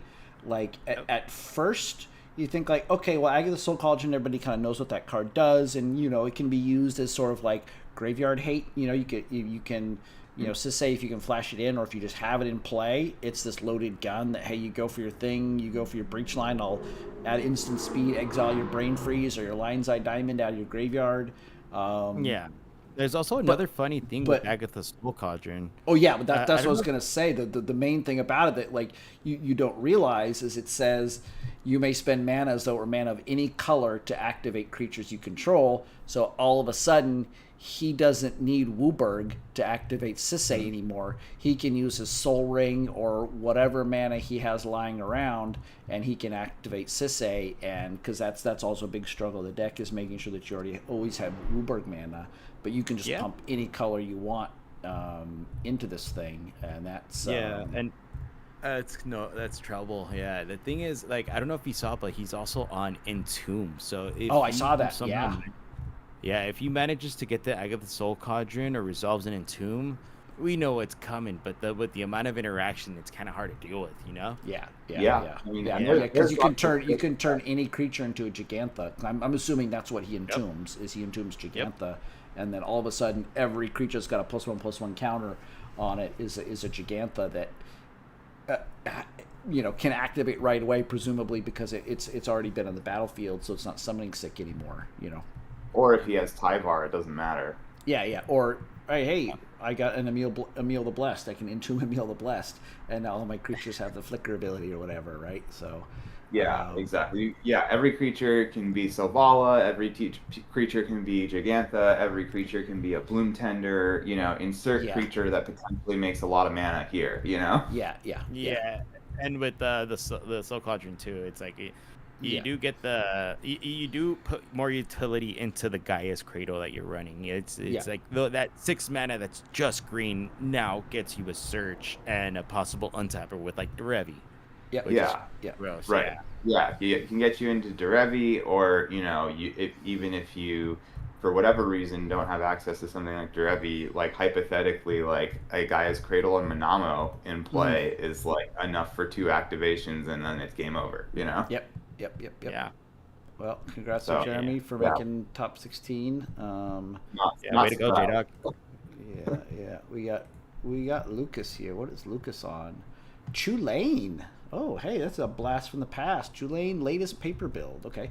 That is his signature deck. He has piloted Chulane almost exclusively for a very long time. Really? Okay. Yeah. I know But there's the combo with a Shrieking Drake. You bounce it, you cast it, bounce it to your hand. Cast it, and you put a land from your hand on the battlefield. So as long as you can keep, dropping blue mana, you can keep casting the Shrieking Drake and get yourself to draw your deck out. Looks like we got and some collector you oof. Yeah, yeah, you- another cool thing about this deck with the combo potential, it's like you're running weird cards, like like the Shrieking Drake, and I believe it combos off with like a land or something. But Mm-hmm. the creature package is really sick. Yeah. All my homies they collect roof, by the way. Also, I mean, this deck hasn't really seen play from a large enough population of pilots to really kind of have the cards that have recently been printed that have given this deck kind of a shot in the arm really be something that's like discussed widely in the cEDH community. Mhm. But Delney was insane for this deck because it doubles Yeah. trick for Chulane, which is just crazy. So then anytime you cast a creature spell, you're drawing 2 cards and potentially putting 2 lands into play. Yeah. So, and the other thing, kind of on a similar note of the fact that like just we haven't seen Chulane in a long time, is that in sort of conjunction with the fact that cEDH has been growing as a format like faster than it ever has, means that a lot of the time, if you bring a deck like Chulane to a tournament, a lot of the players that you're playing in Swiss, maybe not in top 16, but in Swiss, have absolutely no idea what you're doing. They can read the card and understand, okay, this guy's going to play creatures and then draw cards and put lands in, but like they don't know about a Shrieking Drake combo. They don't know about all of any of that stuff. So I mean, it's that you're definitely getting a ton of Brewer's advantage with this deck because it's I don't know if outdated is the right word. But because it hasn't been in the limelight for a long time and there are so many new players. Yeah. And I think on I was going to say real quickly, I think Earthcraft is the card that we were looking for the Shrieking Drake combo. So every time the Shrieking Drake comes into play, before it bounces itself, you tap it to untap your island, and then you can use that island to retap the Shrieking to recast the Shrieking Drake. Yeah, you draw your deck. Yeah. And I also want to add on to that, kind of like those type of combos. Like this deck, the way the bones are, is very similar to Rock Thras, or more specifically Dog Thras. I don't know if you guys have seen Yoshimaru and Thrasios, but it's running those Boros Breeze color lines. It's running the Sowing Michael Spawns, your Seedborn Muses. You just get the ability to run white, and as Curtis was saying, Chulane is a card that like. Do you guys remember when Theros and Throne of Eldraine were like in standard? Like this is when the deck started getting some steam, and then just kind of fell off because there's a lot more cards. There's a big pool of commanders you can pick from, but this goes under the radar, and this is a cool deck. Yeah, and it's got Cloudstone Curio for very similar kind of things to keep triggering the Chulane, Animar style kind of things. Nissa, Resurgent Animist. But yeah, I feel like Delney too. Delney's one of those cards where it's like every couple weeks you're like, oh shoot, like Delney is so good with this commander too, or it's so good with this thing too. Like all of a sudden people realize like, oh my god, there's another creature with power 2 or less that like Delney makes absolutely insane. Yeah, for sure, absolutely. I think the other thing that's like kind of a strong point of this deck is that when it is building its way up to Animar, a lot of the creatures that it's playing to build up to that are just these really good value creatures that where it's even if it's not starting to like try to do the thing yet or whatever, it's like it's establishing mana. It might be restricting other players with something like a even Mind Sensor, or it might be drawing some cards with something like a Archivist of Ogma, or Mastermind or Mastermind, etc. And then or establishing not only the mana from dorks and stuff like that, but running Kinnan in the 99 and stuff like that. So it's already setting up a pretty solid board state, and then all of a sudden the commander comes down. Likelihood of Chulane eating a counterspell is pretty low, especially with so many players not really knowing what the deck does. And by the time Chulanes come down, you have a bunch of creatures and you have a bunch of mana. So all of a sudden that becomes a huge problem, and it becomes a huge problem that most of the common interaction from the top meta decks are not that prepared to deal with. Right. Yep. And he's got this cool activated ability that, like you're saying, So you're playing. He's playing his creatures out early to get this value to set up this board state, and then he can just bounce one of them back to his hand to start playing the creatures and do his loops or whatever that he wants to do. Start playing his creatures to draw cards. Again, it's the sort of because sometimes you can get certain decks might be the situation where like, oh, I don't want to cast this spell because I want to wait until the commander's out to cast the thing so that I get the maximum advantage or something like that. He can get that advantage and then bounce the creature back and start doing the thing. So yeah, good to see one of these sort of like casual commanders, put the right pieces together and make a deck that that can come out here and put up results. Yeah, and here's the thing: is Chulane is also like even in casual, that's kind of a scary commander to go up against. But it's just not respected enough in the I guess in tournaments, right? The first time I actually got paired up with Luke was it was some time back. We were at a tournament, and I saw the Chulane across from me. I'm like, oh, okay, this is gonna be cool. Did not respect it enough, and it did kind of do its thing for a little bit. Fortunately, we lost somebody else, but yeah, this deck has a lot of potential, a lot of lands. Yeah. 34 lands. That's even more lands than I'm running. So very cool. Very cool list, and does the thing. It's a deck that anytime I've played against it it's doing nothing until it's not, if that makes sense. And what I mean by that is like it's doing pretty typical like build value, build board state, innocuous Bant stuff, and then all of a sudden it's doing something that's like very not okay. Yeah, very not okay. I'm not okay with what you're doing here. I was okay up to this point, and I'm feeling violated. Yeah, for sure. Next up, we have JJ of Cardboard Cookbook, who's also on Kinnan, side of Waffles. So it looks like he's. I don't know if he's if this is completely Freedom Waffles list or if it's inspired. I don't know. I just went on Moxfield to compare his list with Freedom's list, and they are 13 cards off. Which I mean, to be honest, Kinnan is such a heavily brewed deck that's been around for so long that a 13 card difference is actually like a pretty big difference by it's standard. Huge. Like that's huge to me. It feels like a huge departure, but it's also one of these decks where like it has so many good cards that it can play that you're like, okay, what do I do? Like, I mean, I'm assuming like I can see a card like Pongify,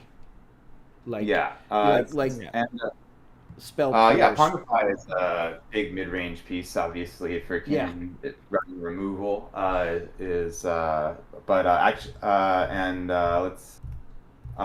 sorry, you're looking at just JJ's list. Are both of them on Pongify, or are neither of them on Pongify? I see JJ's list here on Pongify. Yeah, on Pongify. Yeah, I mean that's obviously in Simic. Your cheap removal options are limited. Obviously, green has a lot of removal if you're willing to pay 2 or 3 mana for it. But having 1-drop removal other than blue bounce spells is a little bit in short supply in those colors. So a card like Pongify or the functionally the same Rapid Hybridization is is a great piece there for getting rid of a quick problem. I see mostless, relying on the Into the Flood Maw, Chain of Vapor type effects, the bounce spells. But it looks like he's going a little bit harder into like, okay, just got to make sure I have that removal.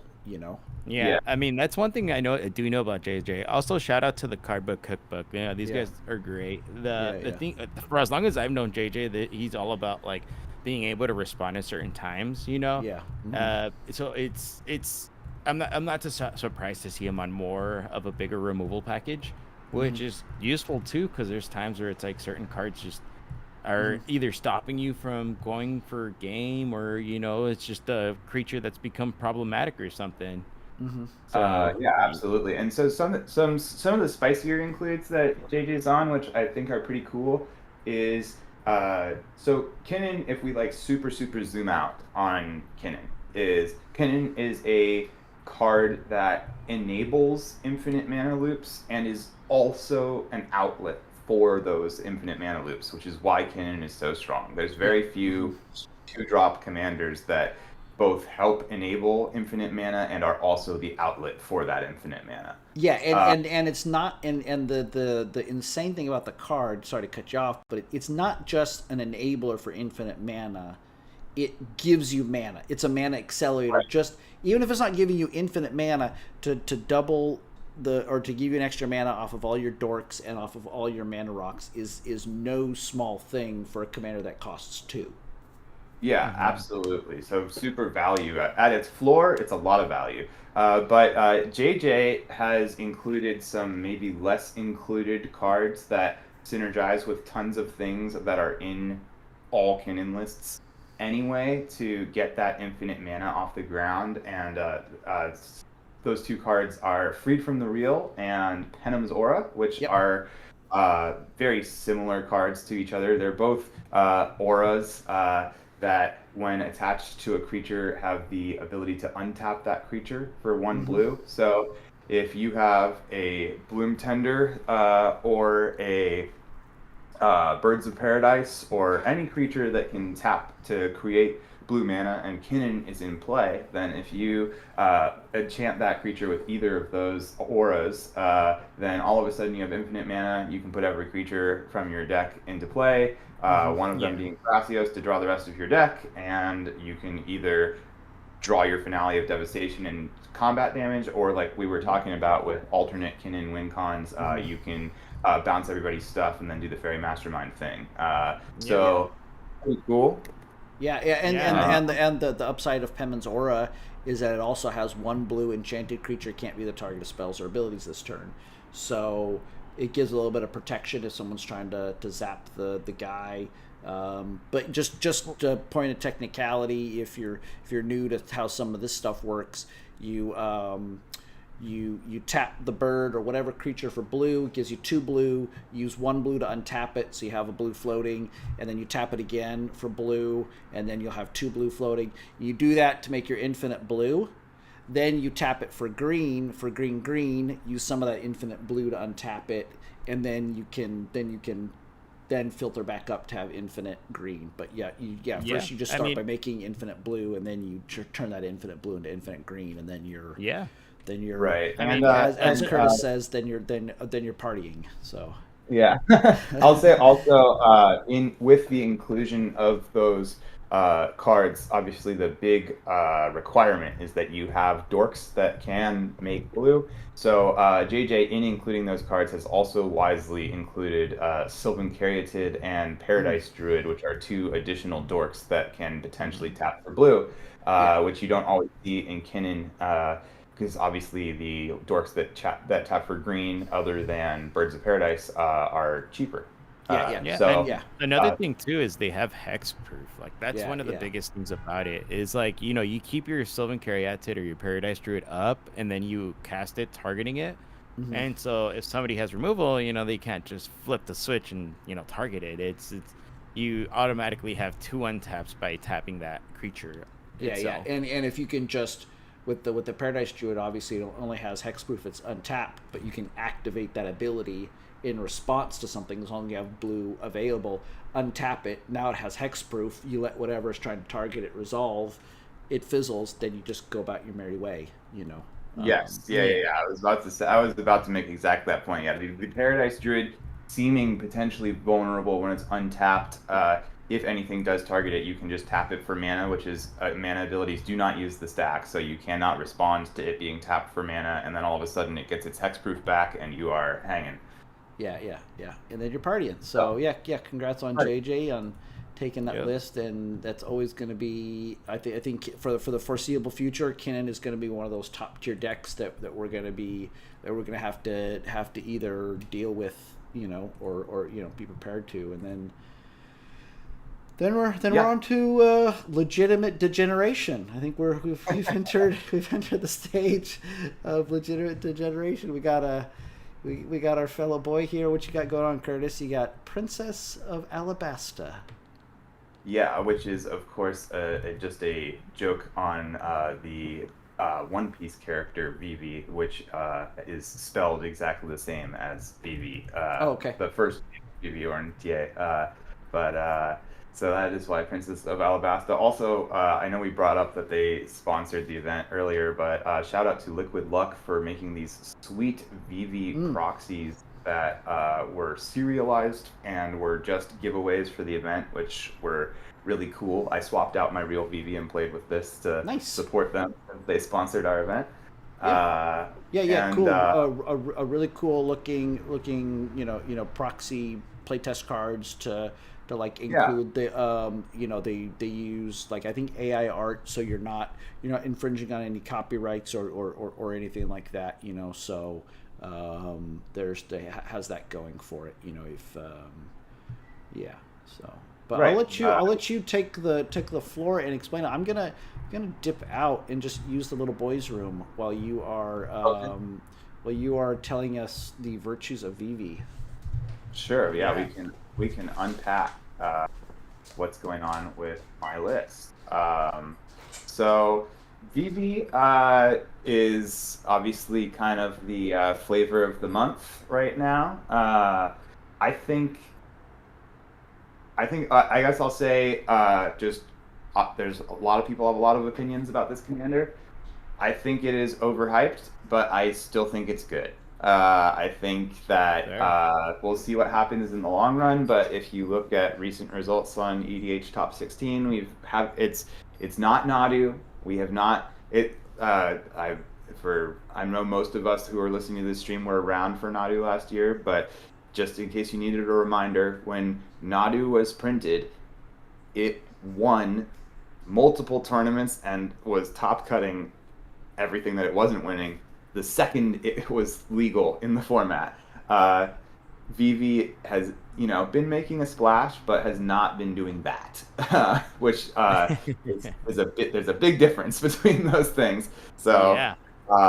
But let's get down to what the deck's actually doing. It's an Izzet Storm deck.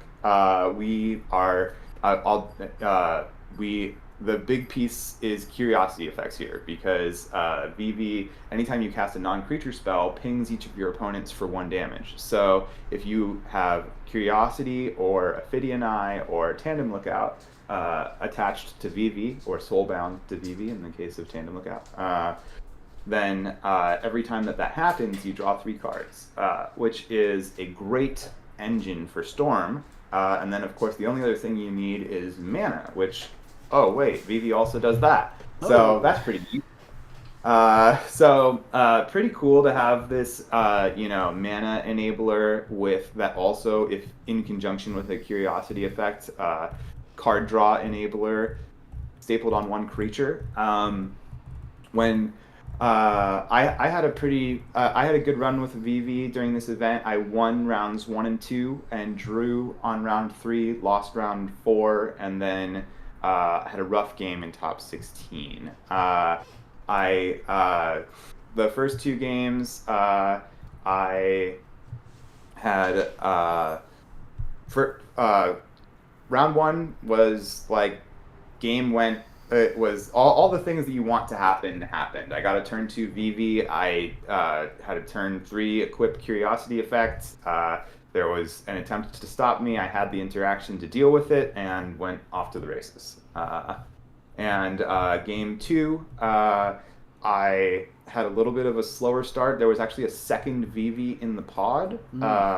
So I kept a hand that had a reasonable amount of mana acceleration and a Mystic Remora. And so was drawing a few cards, was able to get Vivv out, and then still hadn't really drawn into any super gas, and then the other Vivv cast a Windfall. And in doing so, wheeled me into the fourth and much less talked about Curiosity, I'll put that in air quotes, effect in this list, which is Virtue of Courage. Virtue of Courage is a 5-mana enchantment. This card is really, really great in the deck because you can first cast it as an instant and trigger Vivv, and that instant is basically Shock. It's 2 mana, deal 2 damage to any target, which is called Embereth Blaze. And then the enchantment side of the card, which is 5 mana, says whenever a source you control deals non-combat damage to an opponent, you may exile that many cards from the top of your library. You may play those cards this turn. So you're not drawing the cards, but the effect is the same. Every time you cast a non-creature spell, you are getting access to 3 more cards. And obviously that's a great enabler for Storm. Notably, this is a great card to play if you're going to try to go off and Storm and there's a Smothering Tithe in play, because it gets around that. Yeah, for sure.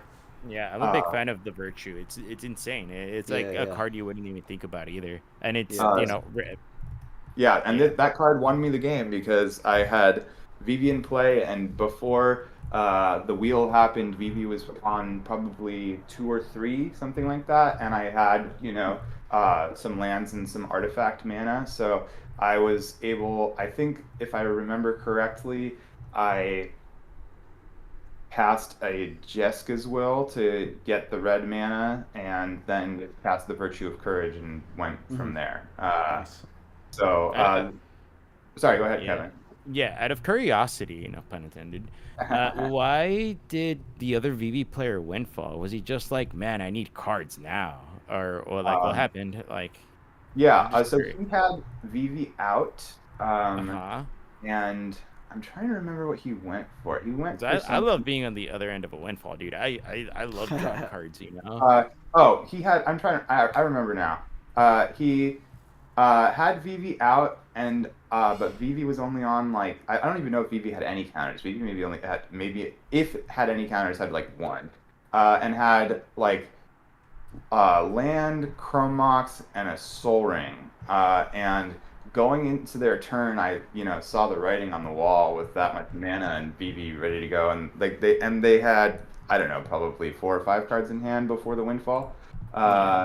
And so then I Mog salvaged their Soul Ring.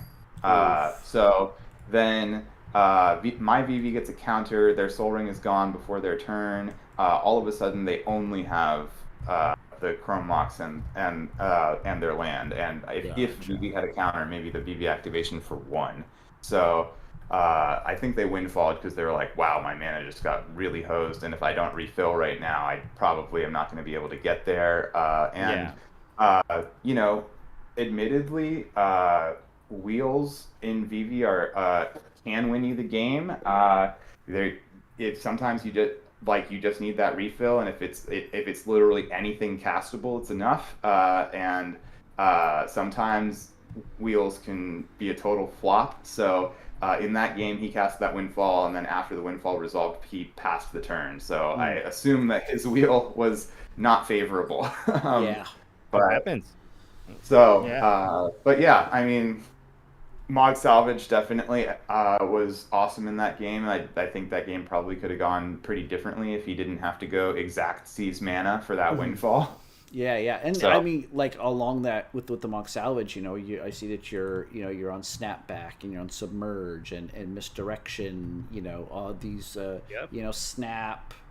Daze, Snap is de facto a free spell. Daze free spell. You're really leaning into how many of these free or one, Mental Misstep, Gut Shot. How many of these things can you get away with casting for free to keep that ball rolling, right? Yeah, and Right. there's another crazy thing about Vivv is like, yeah, all the free spells, like you can totally like one thing I've seen Curtis do is like, you cast this, you get the curiosity effect on Vivv, but you just have a bunch of interaction, maybe one spell. So what you start doing is you either use your interaction to counter your own stuff to get more triggers to draw more cards, and Yeah. that's just cascades into a lot of Vivv stuff, Yeah, yeah. So something that's really interesting and a notable play pattern for Vivv is that because every time you cast a non-creature spell, Vivv creates a trigger, and if you have Curiosity, then you're drawing cards that with that trigger. When you're potentially going to counter your own spell to keep the storm going, you never need to hold priority on the spell because there's other stuff that's going to happen before it gets back down to your priority on that spell. So that's really useful because you can cast something that might be something that you want, like say a Chrome Mox or whatever. Like more mana is never bad. Right. But then you might draw your 3 cards, and then Chrome Mox still on the stack, and you drew an offer you can't refuse. All of a sudden, it's better than 1 mana, 2 mana, and 3 more cards. So then I'm going to offer I can't refuse my Chrome Mox. Then I'm going to draw 3 more cards, get 2 treasures. Then let's say I drew a deflecting swat. I'm going to deflecting swat my offer you can't refuse, and I'm going to just redeclare the target as being the Chrome Mox. And then all of a sudden I have 3 more cards. So yeah, there's like the counter spells can definitely be part of your storm turn. They don't just have to be interaction. The way I think about this deck, as you're talking about the fact that I have a lot of free stuff in there, is I basically want to lean as far into the turbo angle of Vivv as I can without being an asshole, is kind of like my philosophy. So, I was talking to Scotty about how I had cut Mindbreak Trap and Force of Negation from this list. That's While that's true, that I've cut those cards, this is a perfect example of what I mean, of like leaning as far into turbo as you can without being an asshole, is I cut those cards, but I'm still on a standard package of 12 counterspells. I'm not cutting those cards for stuff that's more gas in the tank and foregoing the interaction. My replacements for those are Daze and Misdirection. The reason for that, obviously, Daze and Misdirection, if you're analyzing them in a vacuum of how good they are at interacting with things, are not as strong as a Force of Negation or a Mindbreak Trap.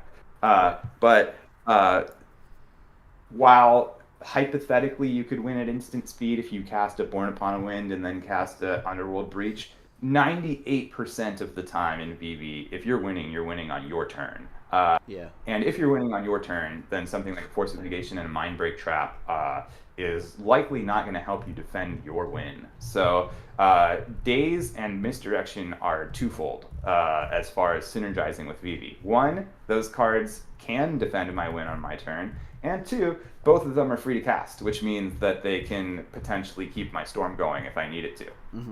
Yeah, and Daze, if you're not drawing your land, you can actually net you mana because you can bounce the land back to your hand, and then if you haven't made your land drop for the turn, and which is very likely in this deck. For the tournament, I actually went up 1 land to 26 lands, but I think I probably am going to go back down to 25. It at no point during the tournament did. You've got 26 including your MDFCs. Yeah, you have 23 straight lands. Because you've got you're playing pretty much all the MDFCs you can get away with, because why not, right? Yeah, right. Pinnacle Monk is a funny include as one of the MDFCs. I mean, Pinnacle Monk can be the type of thing where if you have a lot of counters on Vivv and nowhere to go, then all of a sudden you can activate Vivv, Pinnacle Monk, and get either a wheel or a Jeska's Will or any of the cards that are going to get you access to a bunch of cards. Or if you really have a lot of counters on Vivv, like let's say you had some big attempt or something and something got stopped, but Vivv wasn't removed. Then you could Pinnacle Monk for, Dizzy Spell and then transmute it for Curiosity, and then all of a sudden you're back in business. I mean, that's an extreme case, but like, like there are uses for that card is what we're getting at. Yeah. But awesome. but yeah, so you're likely to. But point being, because you're on such a low land count, like what Scotty was saying is like if you bounce your land, like chances are you did not draw another land. So, which is what you want. That's the other thing is people. I think the perspective on low land count decks is sort of a hotly debated topic amongst brewers. And the thing with Vivv is, if the game's going the way that we want it to go, then Vivv's down on turn 2, and a Curiosity effect and Storm is happening turn 3. And if that's the case, then max, I only need to hit 3 land drops to win the game. And honestly, I probably played Artifact mana and only hit 2 land drops. And after I'm starting to Storm, if I missed my land drop and I haven't hit it on that turn 3, the maximum amount of lands I want to see is 1. You know what I mean? Yeah. Yeah. So, Vivv typically, from what I've played against, has an absurd amount of mana by turn 3. It's like it's one of those things where it happens more times than not that like Vivv will just kind of hang around, and that's like like I've noticed that games where like Vivv's not there, that's where the deck kind of does struggle a bit. But if you have Vivv, if you got the burners on, like dude, go crazy. Yeah. So I'm glad it worked out very well for you at the tournament. Succeeded in top 4, but you still got top 16, so that's something. Yeah.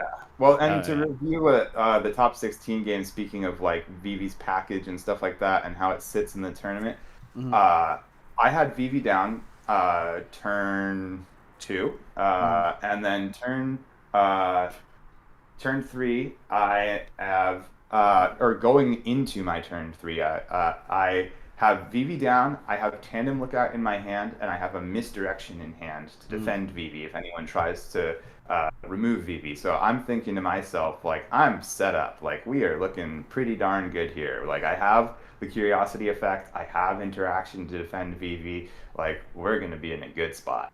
And then the Marnius Calgar player, Dave Castro, who's a very talented player, who top 4'd this event, played a Volatile Stormdrake, and that card does not have a target when it's on the stack, of course, that's at ETB, so the Misdirection did not do anything for that. Vivv gets draked, and then obviously that puts me in a tough spot, but so that's what happens to me in top 16, in which where I was not really able to crawl back from that. Yeah. Cool. So there you go. But enough about Vivv. Vivv does fun stuff. It's not Blue Farm. It's not a Blue Farm level deck in terms of how good it is, but it is a good deck, and I'm having a lot of fun with it. And we'll see where it ends up sitting and how much meta share. I mean, I don't think it's going anywhere. It's very very similar to Raw. It's a turbo thing, and I think it's gonna keep seeing play. I don't think we're gonna see that deck going anywhere anytime soon. I think it's one of the better commanders we've seen printed in a long time, and obviously there's quite a few of those in Final Fantasy. So it'll be interesting to see as time goes on where all of those new commanders end up sitting in terms of their meta share. So moving on, we have our friend Ty, who is on 6 mana Narset. Narset, good old fashioned Narset. You know what? I actually agree. It's a good idea. Bounce my talisman on sight. So, I mean, this is one of those ones where once Narset hits the field, you're done. You're toast. It's game over. GG's. It's a 6 mana card, so you got a little bit of time. But if they untap and go to their turn, unless the whole table has big fat blockers, even so it may not matter. If you're not familiar with Narset, it's infamous as a extra turn deck. So you attack, on attack, you exile top 4 cards of your library until your next turn. You may cast non-creature spells. Exile with Narset this turn without paying their mana cost. And what is better to play as a non-creature spell than an extra turn spell that costs 1 million if you can cast it for free? And this has got them all. Temporal Manipulation, Karn's Temporal Sundering, Temporal Mastery, Expropriate, Enter the Infinite, Temporal Trespass, Time Stretch, Rise of the Eldrazi, personal favorite of mine. Amanatu's Augury is not an extra turn spell in and of itself, but you're going to probably end up flipping into one with that. Or why not Seagate Restoration for free? That's pretty good. Seize the Day, get yourself an extra combat step. Why not? And just do it all over again. And then there's is there any like big instance that it's looking to flip into? Nexus of Fate. That's another extra turn spell. The removal spells too, like the Into the Flood Maw, all those key pieces in case there's big creatures out. Is there you go. Moving. Yeah, or hey, I did one with the multiverse. Why not? Get to play a free spell. Why not play that free spell as an extra turn? It's crazy. I actually did have a game with Ty, and the whole time I was just like concerned because the table was progressing pretty slowly, but all it took was for him to have a Hall of the Bandit Lord or something to give it haste, and so he also had a Cavern of Souls out. So why you can't even counter it? Yeah, we can't do anything about it, and so at that point we just got lucky. He was able to go to combat, and he cast a Mystical Tutor, and I had a misstep, so I was able to stop it. Oh, there you go. In the top 4, he hit a Seagate Restoration. So hey, I'm just gonna draw. I'm just gonna draw 5 cards, and with the amount of interaction you have, you're not in the bad spot. I will say, speaking of Seagate Restoration, because Vivv sometimes has a lot of extra mana, that's a card that I get to cast a surprisingly high amount of the time. That's one of those cards where I see a lot of decks include it as like, oh well, worst case scenario, but they never ever cast it. Like it's like, oh, I'm gonna play Seagate Restoration for its land side. It's like so many decks. I think that's one of those cards that's an overplayed card. Like obviously in Narset it's good here, and in Vivv I can see where it's to be played. But I think a lot of decks, I think that's just an overplayed card where it's like, I don't say Magical Christmas Land, but you're looking at like, oh, maybe I'll have, what was it, 7 mana to cast this thing. Sure. It just feels like, a card that you're just not gonna cast, and maybe just 7 mana. Seagate Restoration is a funny card. I like in Heliod the Radiant Dawn, I do get to cast it more times than not. I just haven't been playing it much. Yeah, but it's just like if you are able to resolve it, it's ridiculous. I also say that I think that card, if we, I feel like I've said this like 4 times during this stream, but like if we zoom out, just because I think that's a good, healthy thing for a lot of cEDH players to do is zoom out sometimes. But I think that card is an aging card, and what I mean by that is that recently in Modern Horizons 3, which is now over a year ago, but semi-recently, we got a lot of new MDFCs that are really good, like Sink into Stupor, and 100% better. Those are way better cards than Seagate Restoration. But before those cards were printed, Seagate Restoration was like the hottest ticket in town as far as like blue MDFCs of like meening of can come in untapped and potentially actually does something on the other side, I just feel like that a lot of people were just over playing it in decks where they were never going to cast this card, and it never gets cast, and it just ends up being a non-basic land that you're paying 3 life for it to come into play. But definitely in this deck, I mean, you see he's getting to play, Lorien Revealed. Obviously you can get a land, but hey, why not just cast it for free and draw 3 cards, or Grand Arbiter Augustine the Fourth, because why not? That's a funny card to have in the deck. That's just protection for the turn. It's basically another silence effect. Oh yeah, for sure. Which is kind of hot. And of course he's in Jeskai, so he's in Breach colors. We've got Underworld Breach with Lion's Eye Diamond and Brain Freeze. So that's just like backup win con for the deck, Speaking of breach combo, I with that game I had with Ty, he hit Savine's wreck off the top 4. He didn't hit. He hit like one extra turn, and we all agreed to.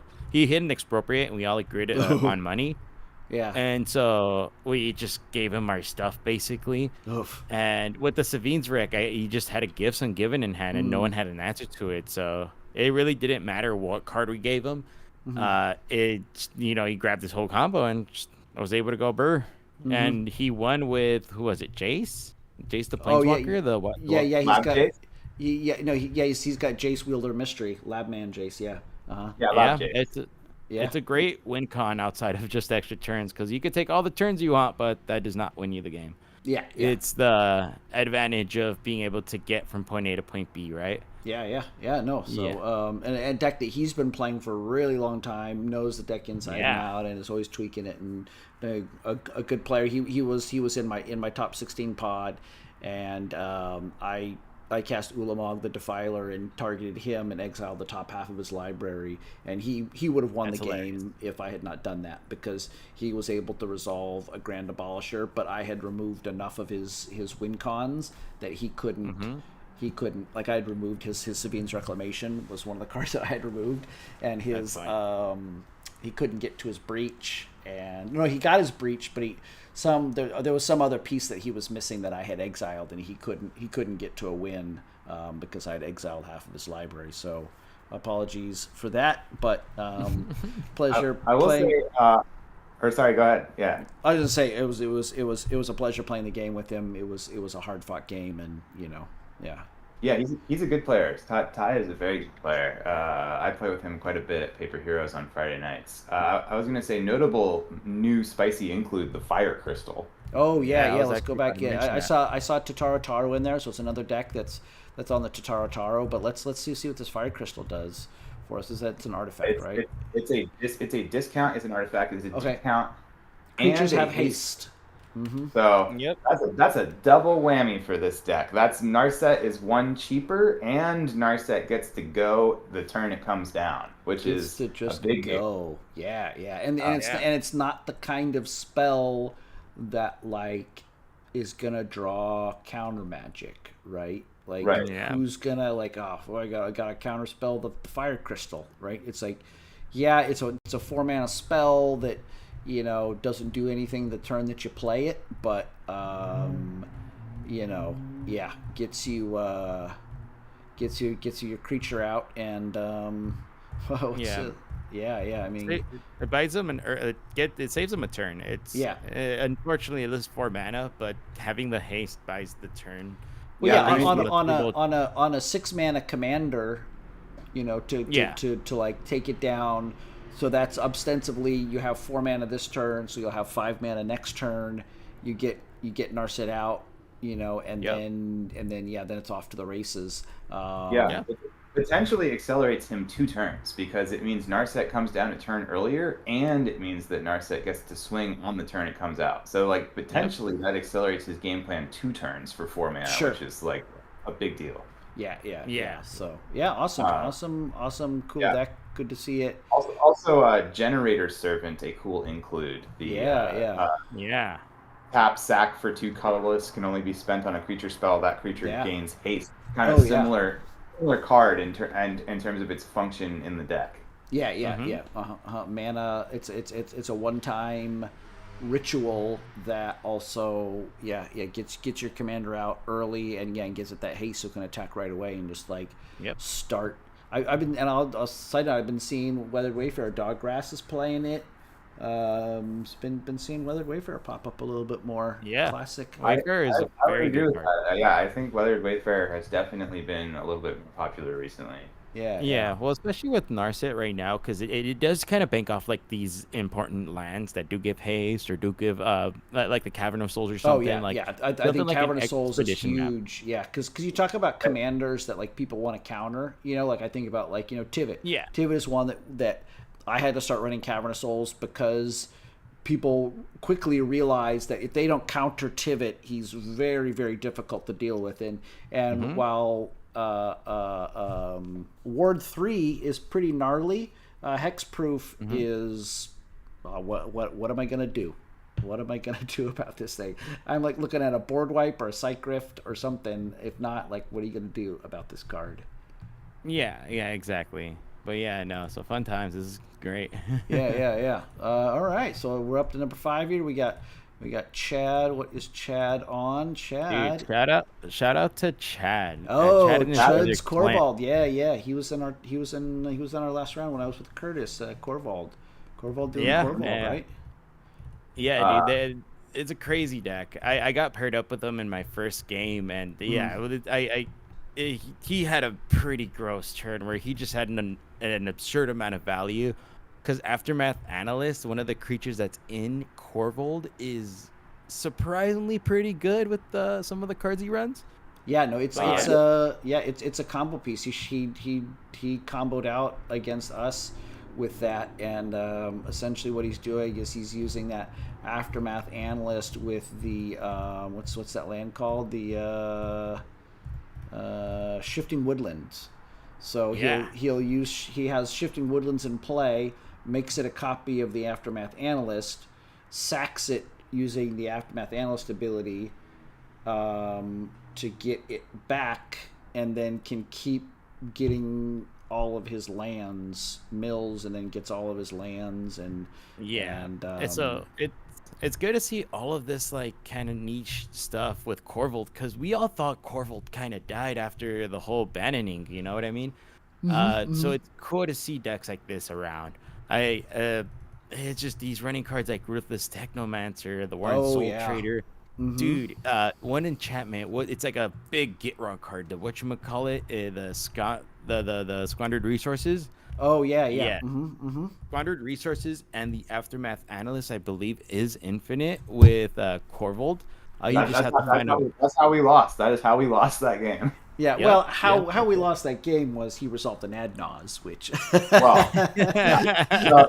I would say I owe Scott and Colin, who was also in that pod, who won the tournament, who's a very good player, a little bit of an apology. I mean, I don't know if an apology is necessarily the right word, but the way that I played that game was maybe not how I normally would have played that game, because at that point I had already had 2 wins and a draw, so I was already locked in for top 16. So that game was completely irrelevant to me. Now, Colin is a very skilled mid-range control player who plays Timna Malcolm most of the time, as he was playing at this event. And so I know that I'm not going to be able to just stuff Vivv in the top of this game and get away with it. I know that's just not going to happen. So I keep a pretty normal Vivv hand of like potentially get Vivv out early and then have Curiosity Effect and have potentially get into some interaction to then be able to defend doing that. And so then Corvold has a really hot start. Their first turn like really got established quite well. And so then I think to myself, I'm like, cool. Well, if I know that Colin held interaction to deal with this situation, all I need to do is just let Corvold off the chain a little bit and then wait for Colin to stop Corvold. And then after Colin stops Corvold, then I'm just going to party, because other than Colin's interaction, the other 2 decks in the pod are Scotty, Colorless, and Corvold, Sans Blue. So, like, after Colin's interaction is spent, I am ready to go, you know? So, so Adnaz hits the stack, and genuinely, the only interaction that I had for it would have been to Intuition for interaction for it. I didn't have a spell in hand that would directly interact with the Adnaz. And then obviously, casting Intuition is, that's a bold strategy, Cotton. I was hesitant to do that, but also, from my perspective, that Adnaz hitting the stack is exactly what I was waiting to happen. Something happened from the Corvold player that was a must interact type of a spell. Like, it's like this, the game is going to end if this resolves. Now, the thing that I had misinterpreted in terms of Colin holding interaction is that Colin didn't hold counterspells. Colin held removal. Yeah. So I was like, so I passed priority to admittedly priority bully Colin, because I was first in priority after the Corvald casting ad nause and Colin was last. Yeah. And I'm like, cool, Colin's gonna force of negation this, and then we're gonna have a great time. And then Colin passes on it. So Colin, I should have talked to him. This is the part that's definitely on me and not just playing to my outs. I should have, he passed priority on Adnaz. I should have talked to him and said like, hey, do you have a counter spell for this? Or when it got to his priority, even if I did pass priority to him and he said he was going to pass, I should have stopped him and said, hey, tap a land or crack a treasure or something to reset priority. I'm going to intuition for a response to this ad nauseum. Yeah. And then, we probably would have been able to get out of that situation. I will say, I'm not sure if we would have been able to get out of that situation because the ad nause resolved and Underworld Breach was not in that ad nause pile. And the way that the thing that eventually fueled the win from Corvald's stuff was Breach. So we might have been hosed anyway. The Corvald player did verbalize when it got to their turn that the ad nause was bait anyway, who knows? Maybe my one counter spell that I got off the intuition would have stopped the Nause, but we still would have lost the breach. But it was an insane Nause. I mean, he got demonic tutor. Yeah. It was like one of these games where you're like, oh my god, he's getting everything he wants. Because sometimes like the Nause will happen and they'll get the cards that they don't want. Like, oh cool, he got he got a deflecting SWAT and he got a some other thing. That like you don't necessarily want. Mana dorks and stuff like that. But yeah, that's the thing with Jund. With Jund, it's all like because it's another turbo deck, right? So it just wants to go fast. And now, so any card is a good resource. I believe he's the only player before going to top 16 to have 3 wins. I did put him at basically top of the bracket. Yeah. The only player with 3 wins. Yeah, so congrats to him. Him and his brother, they started coming to these events too, and they're doing great. But this list is insane, dude. Like I said, it's cool to see decks like these. I like to see the variety, not just your standard blue farm boys, So it's cool. I mean, he's playing, Defense Grid, a Dosen. That's another like Jund Grand Abolisher, if you will. He's on like. Yeah, all these weird. He's also on Chatterfang, so you can start doing creature combos with the Soul Trader. If you go, if you head over to the sorcery package, you got your typical Jund stuff with your Culling Writs and your Lively Nature's Dirge. Rhythm. Yeah, the funny card is Life from the Loam and Lively Dirge, which is kind of cool.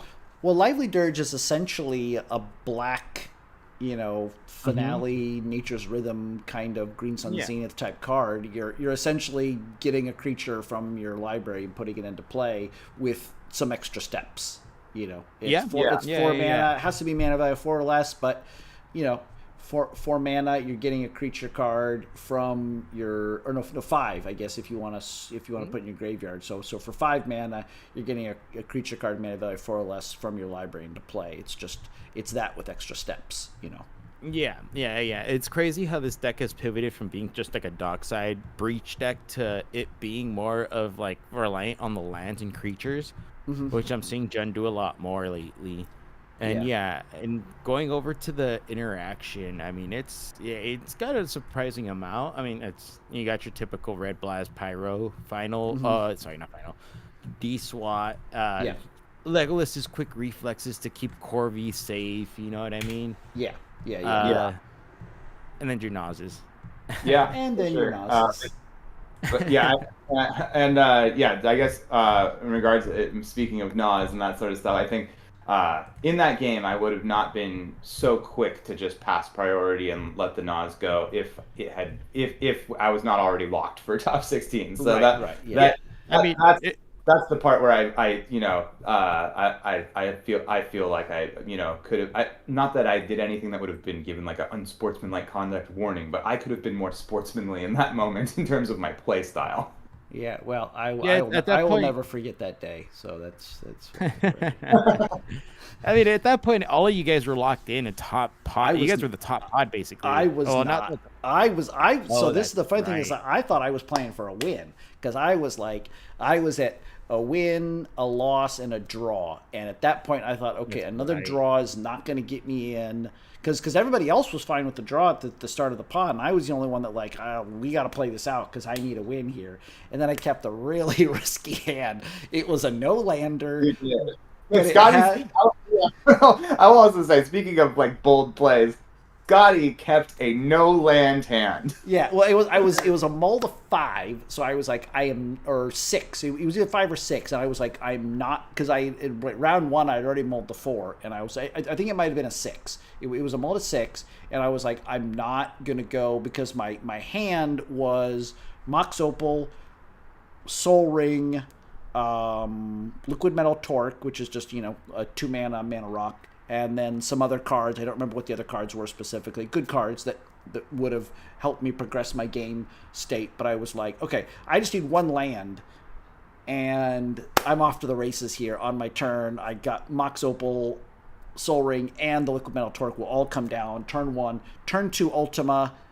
Even if I don't draw a second land, it's still turn 2 Ultima, and then we're doing stuff, And I was like, I'm after Curtis, who's gonna be going balls out turn 2 anyways. So like I need to hit the ground running. I can't afford to mulligan down to 3 or 4 and then be like, okay, I got a mediocre hand that maybe gets me Ultima turn 4. I was like, and I gotta hope that Colin has interaction for you to stop you from doing anything, and Corvald's gonna do whatever Corvald's doing. I can't worry about that, And so, but that was just me, just like going for it. And it turns out I would have been in with a draw anyways. But it was it was a fun game, and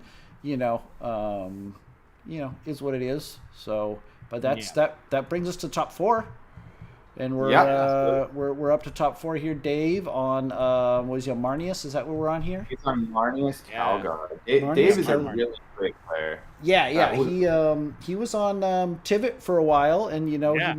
he made the slide over on the Esper train to Marnius. I don't know how this list compares to what Gold Sabertooth was rocking, but a lot of similar cards to Tivit, obviously, because it's Esper good stuff with some token makers. Because if you don't know, every time you make a token with Marnius out, you get yourself a card draw. So obviously the best card in your deck is going to be that Smothering Tide. If you can get and resolve that Smothering Tide, then you are a happy camper, because you're getting mana and cards every time someone draws a card, because no one is paying for Smother Tide ever.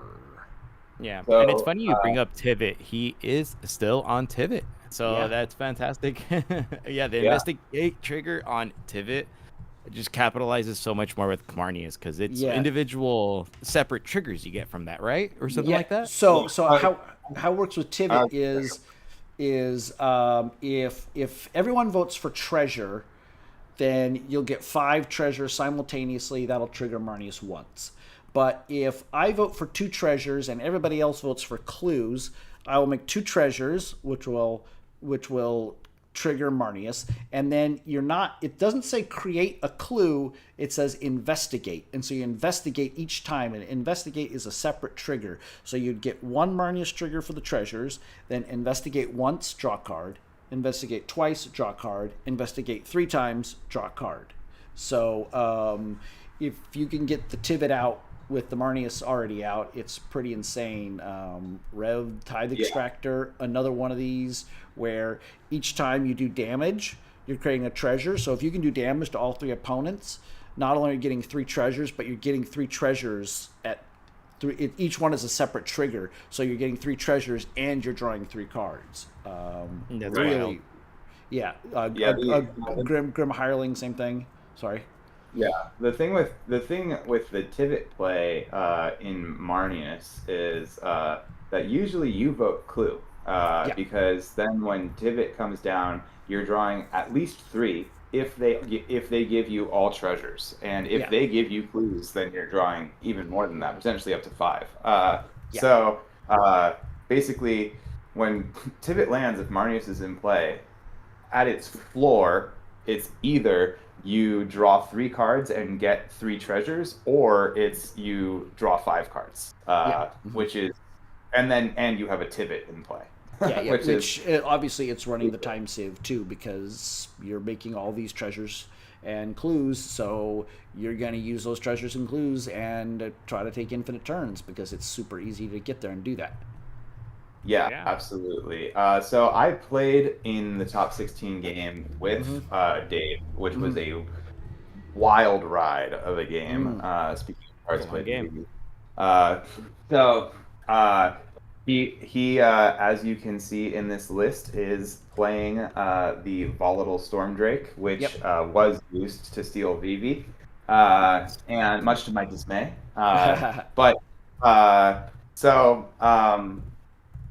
That happened. Then JJ was in this pod. It's me, JJ, Dave, and Wayne, actually. So lots of familiar faces.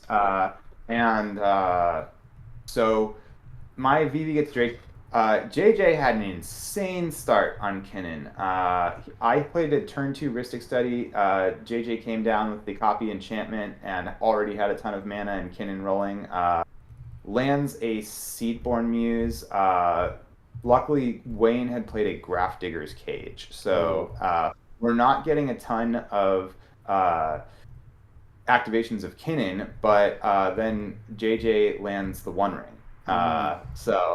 Which is almost as bad, if not worse. Hard to really say what's worse, the Kinnan activations or the One Ring with the Seedborn Muse. That's insane.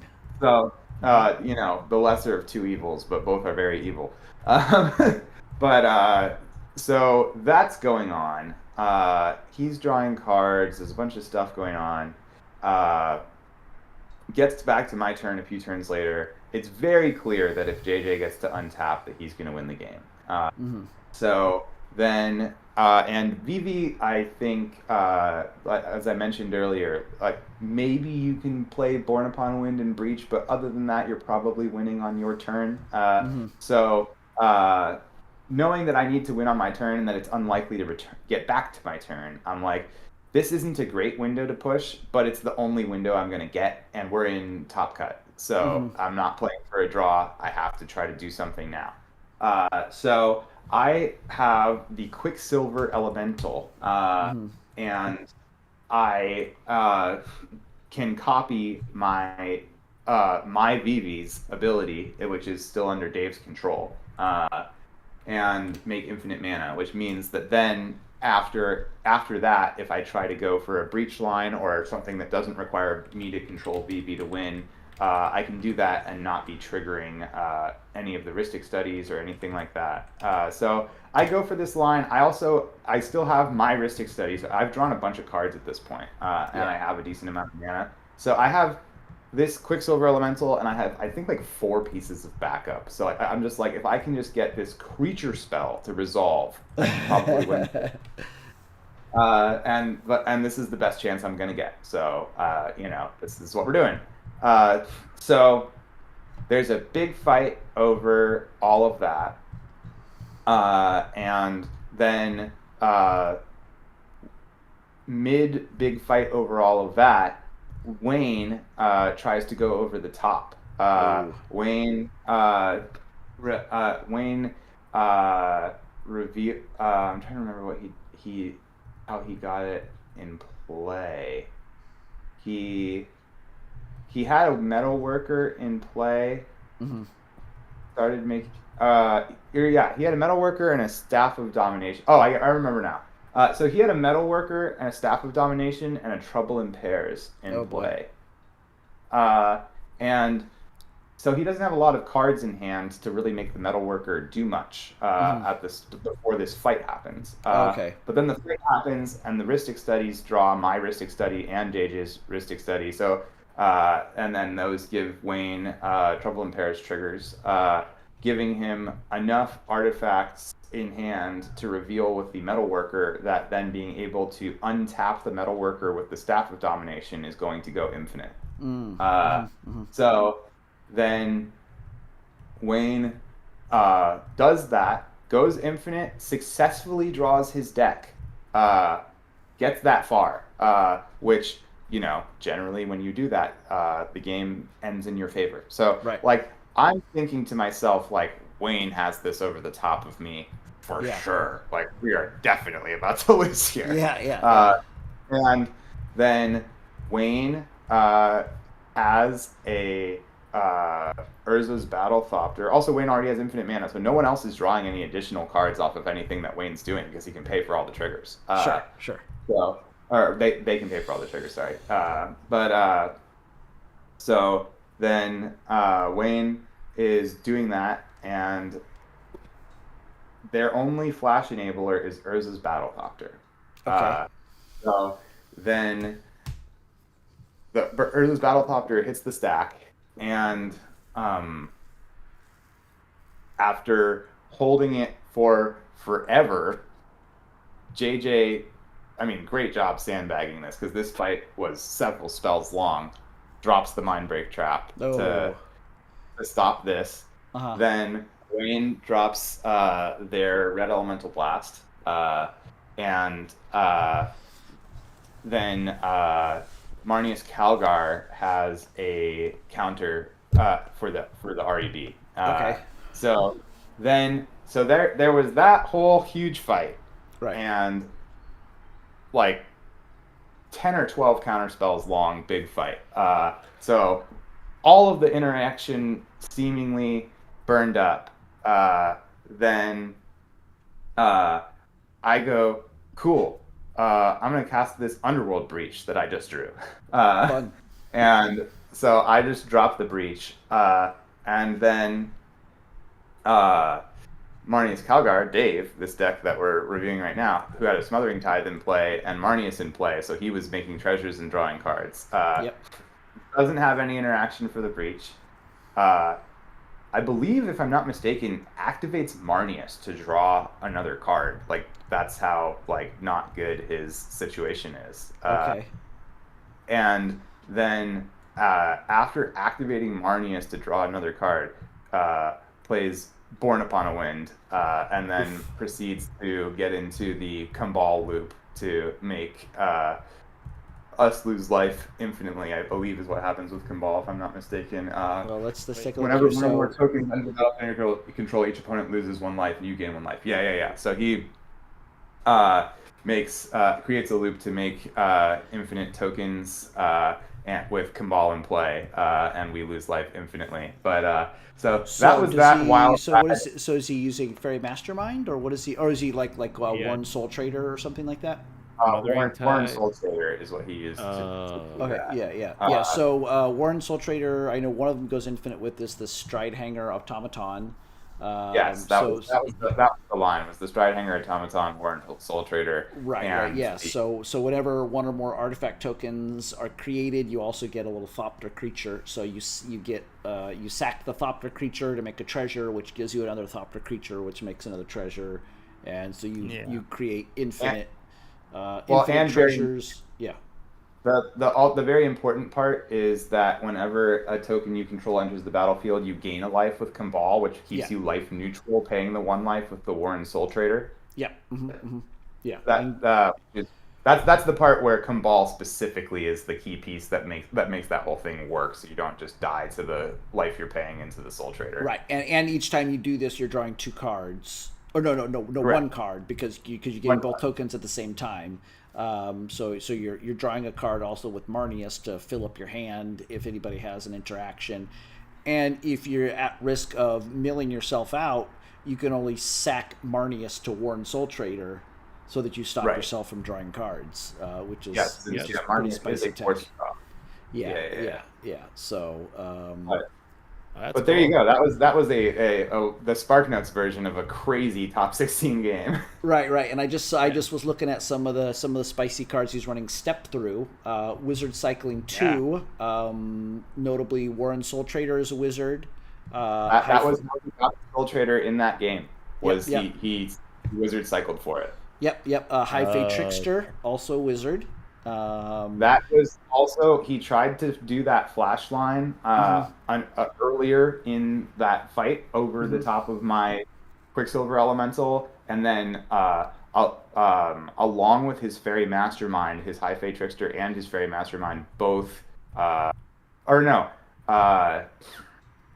yeah, we're gonna get hit by the Mindbreak Trap. So so that was so he did try to make a previous attempt at probably doing what would ultimately have been the same thing. And other notable wizard, Thassa's Oracle. So there's that too.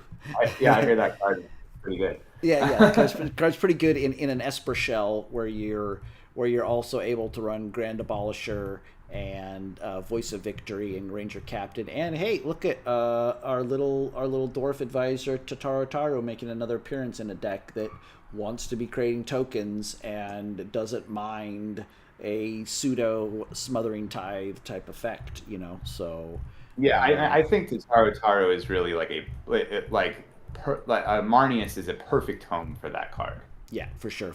And just want to call out one more card before we move on is an Amphibian Downpour, deceptively good card in Marnius. Like, not only does you can use it to nuke a whole or nerf a whole bunch of creatures that are problematic, either stopping you from winning or threatening to win, but the Storm is creating a token copy of each of those Amphibian Downpours. So if you have Marnius out, each one of those, you draw a bunch of cards. Yeah, each one is hitting the board separately, so you're drawing a card for each one of those. So you can, if you hold that card and you cast it at a key moment, you could, you can draw yourself 5, 6 or plus cards, while also nerfing the board in the meantime. So congrats to Dave for taking that Marnius list and making the top 4 with it. I will say also, just real quick before we jump to the next list, I did just check.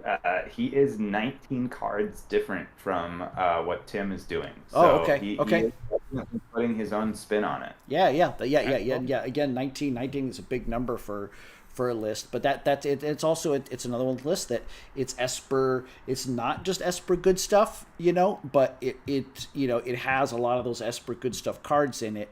But there's room. There's room to sort of customize it to like what your play style is, or to what is working for your specific meta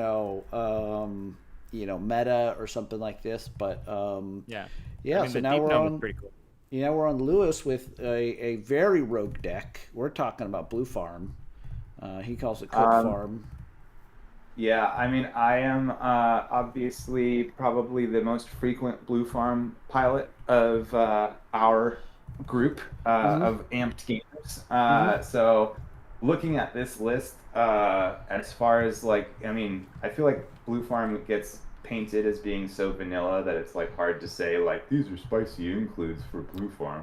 Right. Cards that you don't usually see in Blue Farm, at least right now, and as far as the sort of slight shuffle that Blue Farm does, side to side of being more mid range or more turbo, is Opposition Agent is notably amongst creatures, which is not something that you see a ton in Blue Farm anymore these days.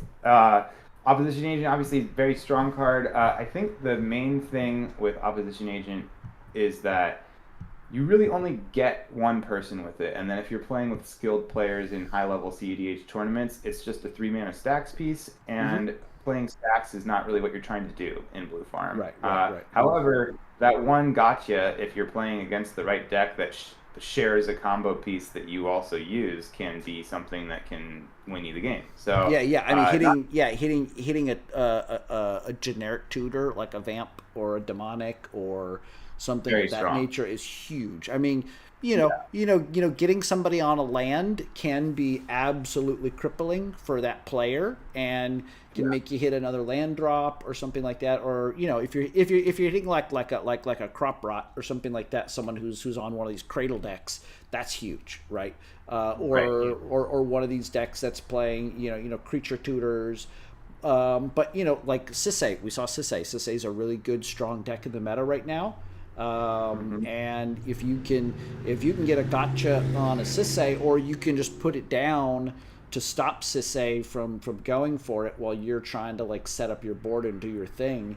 Yeah, I see it. I mean, I put it back into Tivit because of decks like Sisay, and just obviously everybody's running tutors, and I felt like it was just one that like I find myself missing because it does have flash, so it's kind of like an instant. It's kind of like it's kind of like a counter spell in a way, Yeah, the way. See, the thing is, how I see opposition agent, it's definitely a stacks piece, a tempo piece. I do believe that it comes down to a matter of play pattern and your pod. It just, because a lot of the turbo decks, they it's all about going fast. So if they're able to keep consistently pushing and doing all this turns 2, turn 3, to the point where they don't really have to rely on the mid range as much, that's where you don't need cards like Oppo. But it seems to me like when the heavy intense games go on where an opposition agent can literally be a game changing spell, it's kind of important. But I do believe it falls down to play pattern and how that player uses the card. I will say also, or sorry, Kevin, just to add on to what you were saying, because Oppo has been dropping in play rate lately, not a lot of decks are including it. That's really where Oppo becomes the strongest. It's because there was a time period where if you saw 3 mana open, like you were not going to tutor. Like there's no way you were going to tutor if you saw any black deck with 3 mana open. And because Oppo has really kind of fallen out of favor, then you don't have that fear anymore, and that's where Oppo becomes really good. Well, and I'll say too. So I mean, it's running Fairy Mastermind, it's running Orcish Bowmaster. It's running Valley Flood Caller, all flash creatures, right? And I think the big shift, what makes Oppo better, is in 2 ways. Gifts Ungiven, right? So Gifts Ungiven makes Oppo better 2 ways. One, other people playing Gifts Ungiven, that's a super juicy target. Like you're stealing 4 cards from somebody. That is huge. Like just like Intuition, you get 3 cards. Gifts Ungiven, you're getting 4 cards. Those cards aren't going to that player's graveyards. You're stealing their best 4 cards, and those best 4 cards are at your disposal. But if you're playing a deck like Gifts Ungiven, Intuition, Ad Naus, having all these flash creatures enables you to do the classic blue thing where you hold up mana, and you're not committing to a stacks piece in your main phase. And you're saying, okay, well, I've got a Gifts Ungiven and an opposition agent in my hand. And I'm going to wait until it's the end step, the turn before me, to do anything. And if between the end of my turn and when it gets around to the end of the person right before me's turn, anytime in that rotation, if I have to cast that opposition agent to stop somebody from winning or to snipe a tutor, then I can do that. Or I'm also holding up my mana for my Gifts Ungiven or my Intuition or my Orcish Bowmaster or my Fairy Mastermind. Being able to just for all these decks like Kinnan and these decks that are trying to win on the stack, you now have all these options for things you can do. And like I said, opposition agent acting like a counter spell sort of way to counter a tutor.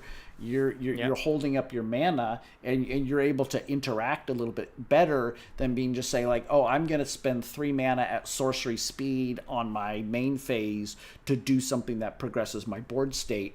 I'm going to hold up the mana, and I can choose which is the best thing to do, and especially if you have something like a Rhystic or a Mystic out, that's okay, now I drew into opposition agent. That allows me to interact with what's going on. Somebody, the great thing also is somebody casts or somebody sacks their Ranger Captain. You can play that opposition agent through their Ranger Captain and stop them from winning the game if they're reliant on, they're going for their breach win and they're going to cast a gamble, flashing that opposition agent, So I think, I think that's just looking at the list and looking at the rise, because Gifts Ungiven's unbanned now. I think that twofold makes opposition agent a much better card than it was before. Yeah, and I'm honestly a fan of the Oppo.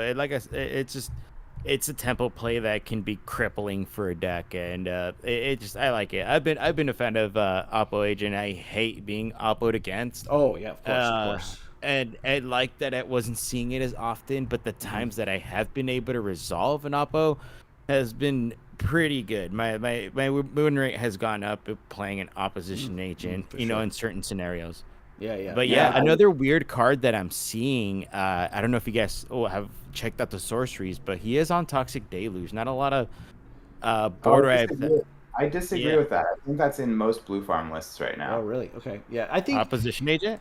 no Yeah, toxic. no, Toxic Oh, Deluge. okay, gotcha. Yeah, yeah, I think most blue farm lists are on Toxic right now. I actually think that speaking of decks that Kevin brought, Rogthras is really responsible for the inclusion of Toxic. I think that for a while, the only deck that Toxic was really good against that was popular in the meta was Kinnan. Mhm. And then all of a sudden, Rogthras popped up of this like really creature heavy thing that needs its dorks out and needs creature Mhm. count for cradle and stuff like that. And then Blue Farm was like, okay, well if we're going to be dealing with this all the time, then we got to put Toxic Deluge back in the list. So Yeah, I yeah, think yeah, I think that Toxic is a bit of a meta call. yeah, yeah. No, makes for But sure, I for sure. I think Yeah. it's a meta call that most competent Blue Farm pilots are making right now. I Yeah, guess yeah, I would yeah, say. yeah. And I think it's essential for that. Yeah. Yeah, it's Yeah, utility. but It's very good the, utility. we can talk about them individually, but just to real quick run down all of the cards that you don't normally see in Blue Farm that are here is Praetor's Grasp. Blue Farm doesn't usually play Praetor's Grasp, That's more of a Rogsai card, right? Mm-hmm. yeah, definitely. And then Angel's Angel's Grace. Grace. Yep. Angel's Mhm. Grace, Yep. not normally in Blue Farm. And then not that this is anywhere near as unusual as the other two that we just talked about, but Culling the Weak actually doesn't get seen in Blue Farm really unless you are kind of in the slightly more turbo oriented Blue Farm. So I'm curious to see it here because clearly with cards like Toxic Deluge and not Orchid Master, sorry, Opposition Agent, this is a more mid-rangey build of Yeah, yeah. Blue Farm. So to see, Culling the Weak, which is really kind of a turbo enabler type card. Sure. I mean, I also see it as sort of like, I mean, you have cards like Ragavan that like Yeah, you get into the mid range and Ragavan is a stone cold brick, right? Like yeah, that card's not doing anything for you. You want Ragavan turn 1, turn 2. After like turn 2, Ragavan ain't doing much for you, and so Culling of the Weak is a way to like turn your Ragavan into something useful.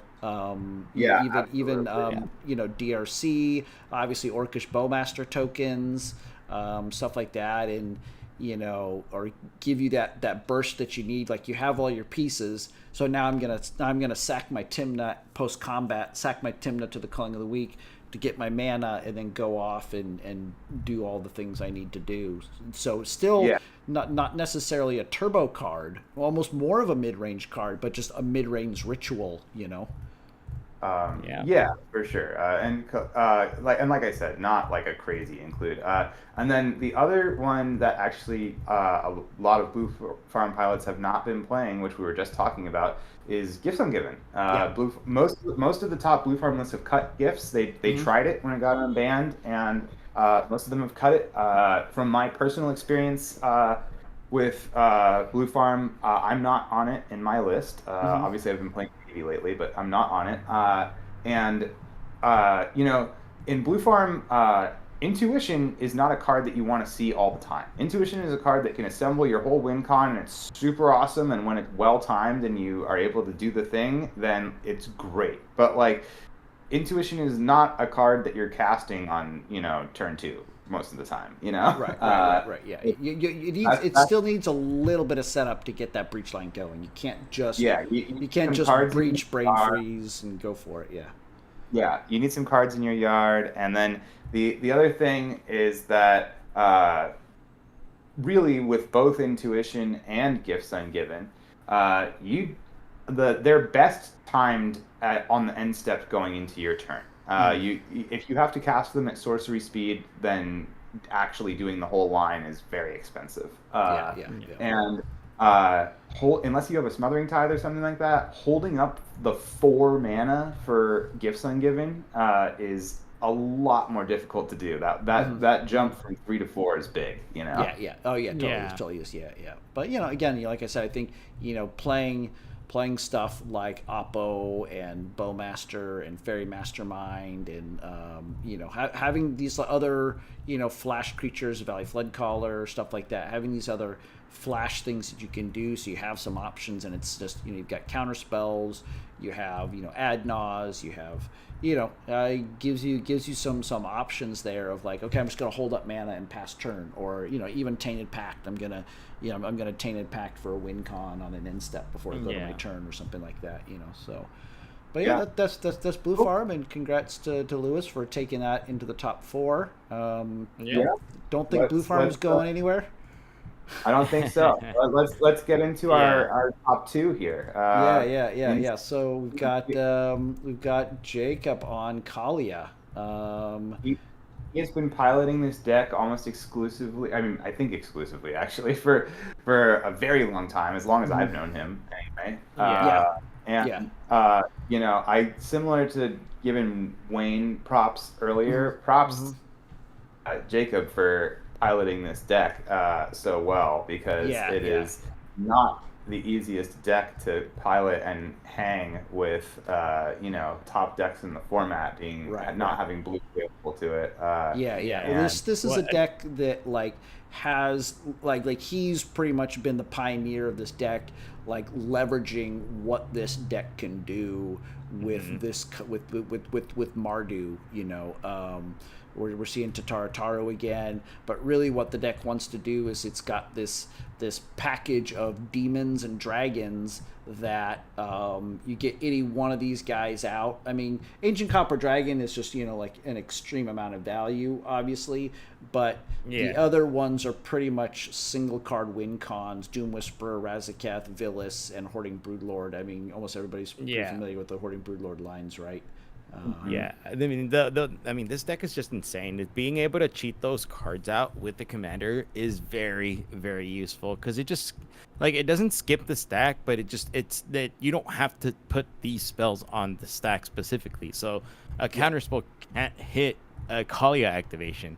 Even Ancient Copper Dragon, I think, is very hot. It's like you go for combat, swing with Kalia, boom, Ancient Copper Dragon. Gotta roll D20. Guess I get 14 treasures. And I think 14 treasures or something along those lines. Even if it's 8 treasures, that's insane. But I mean, and so obviously since it's black, it's running Entomb with the all the reanimate type stuff, so that you can cheat all those big guys in other ways. Demonic Council, hey, search the library for a demon card. Why not? It wants demon cards anyway. So search this library for a demon card, then attack with Kalia. Oh, okay. So good. For sure. Lethal Demolition is a funny card. Yeah. I mean, it's Invoke Calamity. It's on some spicy cards, and what it's trying to do is it's really able to win at instant speed. He was in my pod 1, and he won with an Emergent Zone. That's what he likes to do, to find these ways to win on the stack. And to take advantage of that, and he really likes the Emergent Zone kind of stuff. And essentially what he's really trying to do, the easy mode is Hoarding Broodlord. And then he can get out a Saw in Half with a Dual Caster Mage, and then you can do that, or you can just Saw in Half and using the sacrifice types effects to make a lot of mana. Burnt Offering, those kind of cards. He's also on cards like Animate Dead too, just stuff to bring it back to the field. One thing that I do want to bring your attention to is the Necromancy too. That's hot. But another card I've been looking at as part of kind of the lands package that just it's screaming to me is the Arena of Glory. It's another one of those Narset cards where I'm just okay, you get Kali out, cool, but giving it haste is very important. And a card like Razaketh or the Hoarding Broodlord, you don't necessarily have to go for a win line. That's what I like about Mardu, is that you can use it politically. Is you can use it as a way to answer. Like, let's say you have a Final Fortune, or let's say he has some way to search for a win, but he just can't get through a Ristic or something. Then that's where it can really capitalize off the deck. It's pretty cool. Yeah, and then he uses stuff like Children of Corliss, which is like, what the heck? But with with something like the Doom Whisperer, so he'll go down to very little life by surveilling, getting everything into his graveyard, and then gets gets something like either a reanimate spell or something to get the Children of Corliss out, sacrifice it, gains life equal to the amount of life that he's lost, and then can keep hitting the Doom Whisperer button to lose more life, get the Corliss back, and now he's actually doubled his life, because if he loses 30 life, plays the Children of Corliss, sacks it, gets 30 life, loses another 30 life, plays the Children again, now he's gaining 60 life back because he's lost 30 life twice this turn. And then he can get, obviously he's a breach deck because he's in red, so he does the breach, and he can keep doing that, and eventually I know he can get into like Bowmaster loops where he can just keep sacking Bowmaster and bringing Bowmaster back out, or if it's his turn, he can dual caster Sonhalf, make infinite dual casters and attack with that. Couple of different lines that he has at winning on top of the stack. Really, also very ballsy to run ad nauseum with a Razaketh, Phyllis, Hoarding Broodlord, and Copper Dragon. Dude, that's that's already like 25, 30 mana. I mean, that's insane. And that's that like that the Children of Corliss is one of those like key pieces to the deck, because that allows him to go down to next to nothing, and you get the Children out, and then you get all your life back, and you're back to square one again. Ad nause or whatever you want to do to get yourself to those cards, and hey, he's on Deadpool because why not? Good interaction piece, steal somebody's ability or something. So it's also pretty cool. Also allows him to kind of just value Nas, because like Kevin was saying, his Nas is not great, and like in terms of the sense that he's likely not going to get super deep with it, but he's on a bunch of black tutors, so if he hits any of those tutors or the Children itself, then he's able to get it and gain that life back. And then even if the Nas only got him like 12 cards, then it's like, cool, that's still 12 cards, that's still really good, So big congrats to Jake. He's a very good pilot, and it's a very interesting deck. So I said, I love the variety. Yeah, and it's hard to interact with, and just as really really good at working off the stack there. So now we're on to the number one deck. Colin took this Malcolm Timna list, which is it's Esper good stuff. I mean, I don't know. Try to look through here and see what's significant. You got this Kitesail Larcenist, which is great because it's a pirate, but also like this great removal spell, which is really really tricky to deal with. Like once your commander or your key piece that you need for your deck is turned into a treasure, it's like and opposition agent, even mind sensor. He's able to play all these interaction pieces. He's on Angel's Grace for Adnaz, and he almost exclusively only plays Adnaz if he has Angel's Grace, so that he can Adnaz his whole deck into his hand and then win with a Born Upon a Win or something like that. I mean, I've played against Colin quite a bit. I'm sure you guys have as well. He's a very skilled mid-range control pilot. And because this deck is never going to be a turbo deck, then only casting Adnaz if you're doing it with Angel's Grace is fine, because you have the time to look for those two separate pieces, because you're not trying to do it super early. And this is like a little mini blue farm in a way, where it's got your obviously Timna is in blue farm, but Malcolm is your like, okay, he wants to get Malcolm out as soon as possible, and he's trying to convert that into just enough advantage that he really like, this is a deck that really prioritizes Smothering Tithe and Rhystic Study, and that's like he gets a tutor, and he's gonna go for Smothering Tide, the Heuristic Study right away, and he's gonna try to get one of these value engines down and ride that value engine and politic the board to get the game to go as long as possible. Obviously, it does have the ability to be explosive. I know that he's won games like turn one, Thoracle Consult wins, get that God Hand, where you just like, I guess I'll just go for it because it's in my opening hand or something like that, and it has the ability to do that. It's in white. It's got the silence color, so it's obviously its end game is Thoracle. Like, it really doesn't have another end game other than Thassa's Oracle. I guess you could conceivably do Displacer Kitten, Teferi, infinite mana, and then infinite flickers on Orcish Bowmaster or something. Well, here's another thing too, is that he is on Blind Obedience, and with the Displacer Kitten loop, he can start extorting. It can be a little bit tricky, but this list is very, very mid-range. It's like you got cards like Grafdigger's Cage, you got the Conqueror's Flail. He's also running interactive spells like Spell Snare, Strict Serenade. Strict Serenade is a bit awkward in Malcolm Timna because you're kind of reliant on your commanders if you don't have a draw engine out. So, it's just cards like that just help prolong the game, and that's where Esper does very well. It's like the game that keeps on going is going to keep on accruing more and more value. Yeah, for sure. I also think it's like, just in general, looking at like, we were just talking about the Adnaz Angel's Grace, and now we're talking about like the 3 Fairy Kitten combo. I think like the common thread between those things is that like Colin is such a patient player that he doesn't mind if the things he's doing to seal the deal are things that maybe take an extra piece than compared to what most players are running, as far as like how he's actually going to close the game, because his deck wants to take his time. So if he has to take some extra time to either draw into all of those pieces or tutor for all of those pieces separately, that's okay, because he's not trying to win first. And but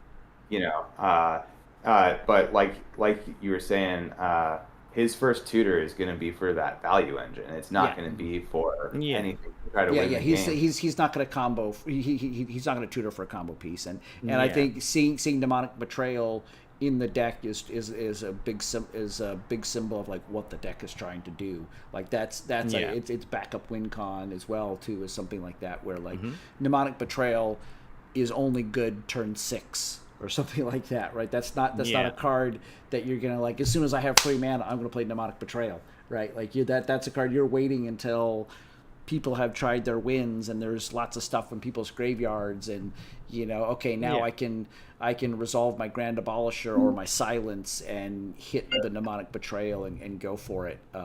Exactly. And that's why I think Displacer Kitten is good in this list, because it, you can prolong the game, and like when you're in a position where you have mana, you can run creatures like Spellseeker or something, or let's say even the Kites of Larcenous is still out, but everybody's already cracked their treasure. You can just flicker one or the other to find yourself the answer you need right then and there, which is pretty useful in these scenarios. And Mnemonic Betrayal is like an all-star in Malcolm Timna. It's just a good closer. There's also a Limdol's Vault that he's on. Limdol's Vault is pretty interesting because you can just set yourself up with Malcolm and Timna. Going to combat, you can just use that trick. You can politic it. You can talk to the pod and ask like, hey, like, like if somebody asks you like what you're trying to go for on the Limdol's Vault, or if someone shows that they have interaction, you could just be like, oh, okay, I can just go for some value. It doesn't have to be a win, but it's cool. Congrats to him. It's a big deal. And as far as spicy includes in this list, just because I've played Colin enough times to know his spicy include cool stuff in here. Paladin class, which is kind of like a soft. It's twofold. It's a soft silence effect in the sense that everyone has to pay 1 more. It's like Defense Grid Light. But the other thing is that giving his creatures +1/+1 is a big deal for him for 2 reasons. One, this deck is pretty vulnerable to opposing Orcish Bowmasters, so getting those butts a little bit bigger means that his stuff can survive unless there's a significant amount of draw triggers for the Bowmaster.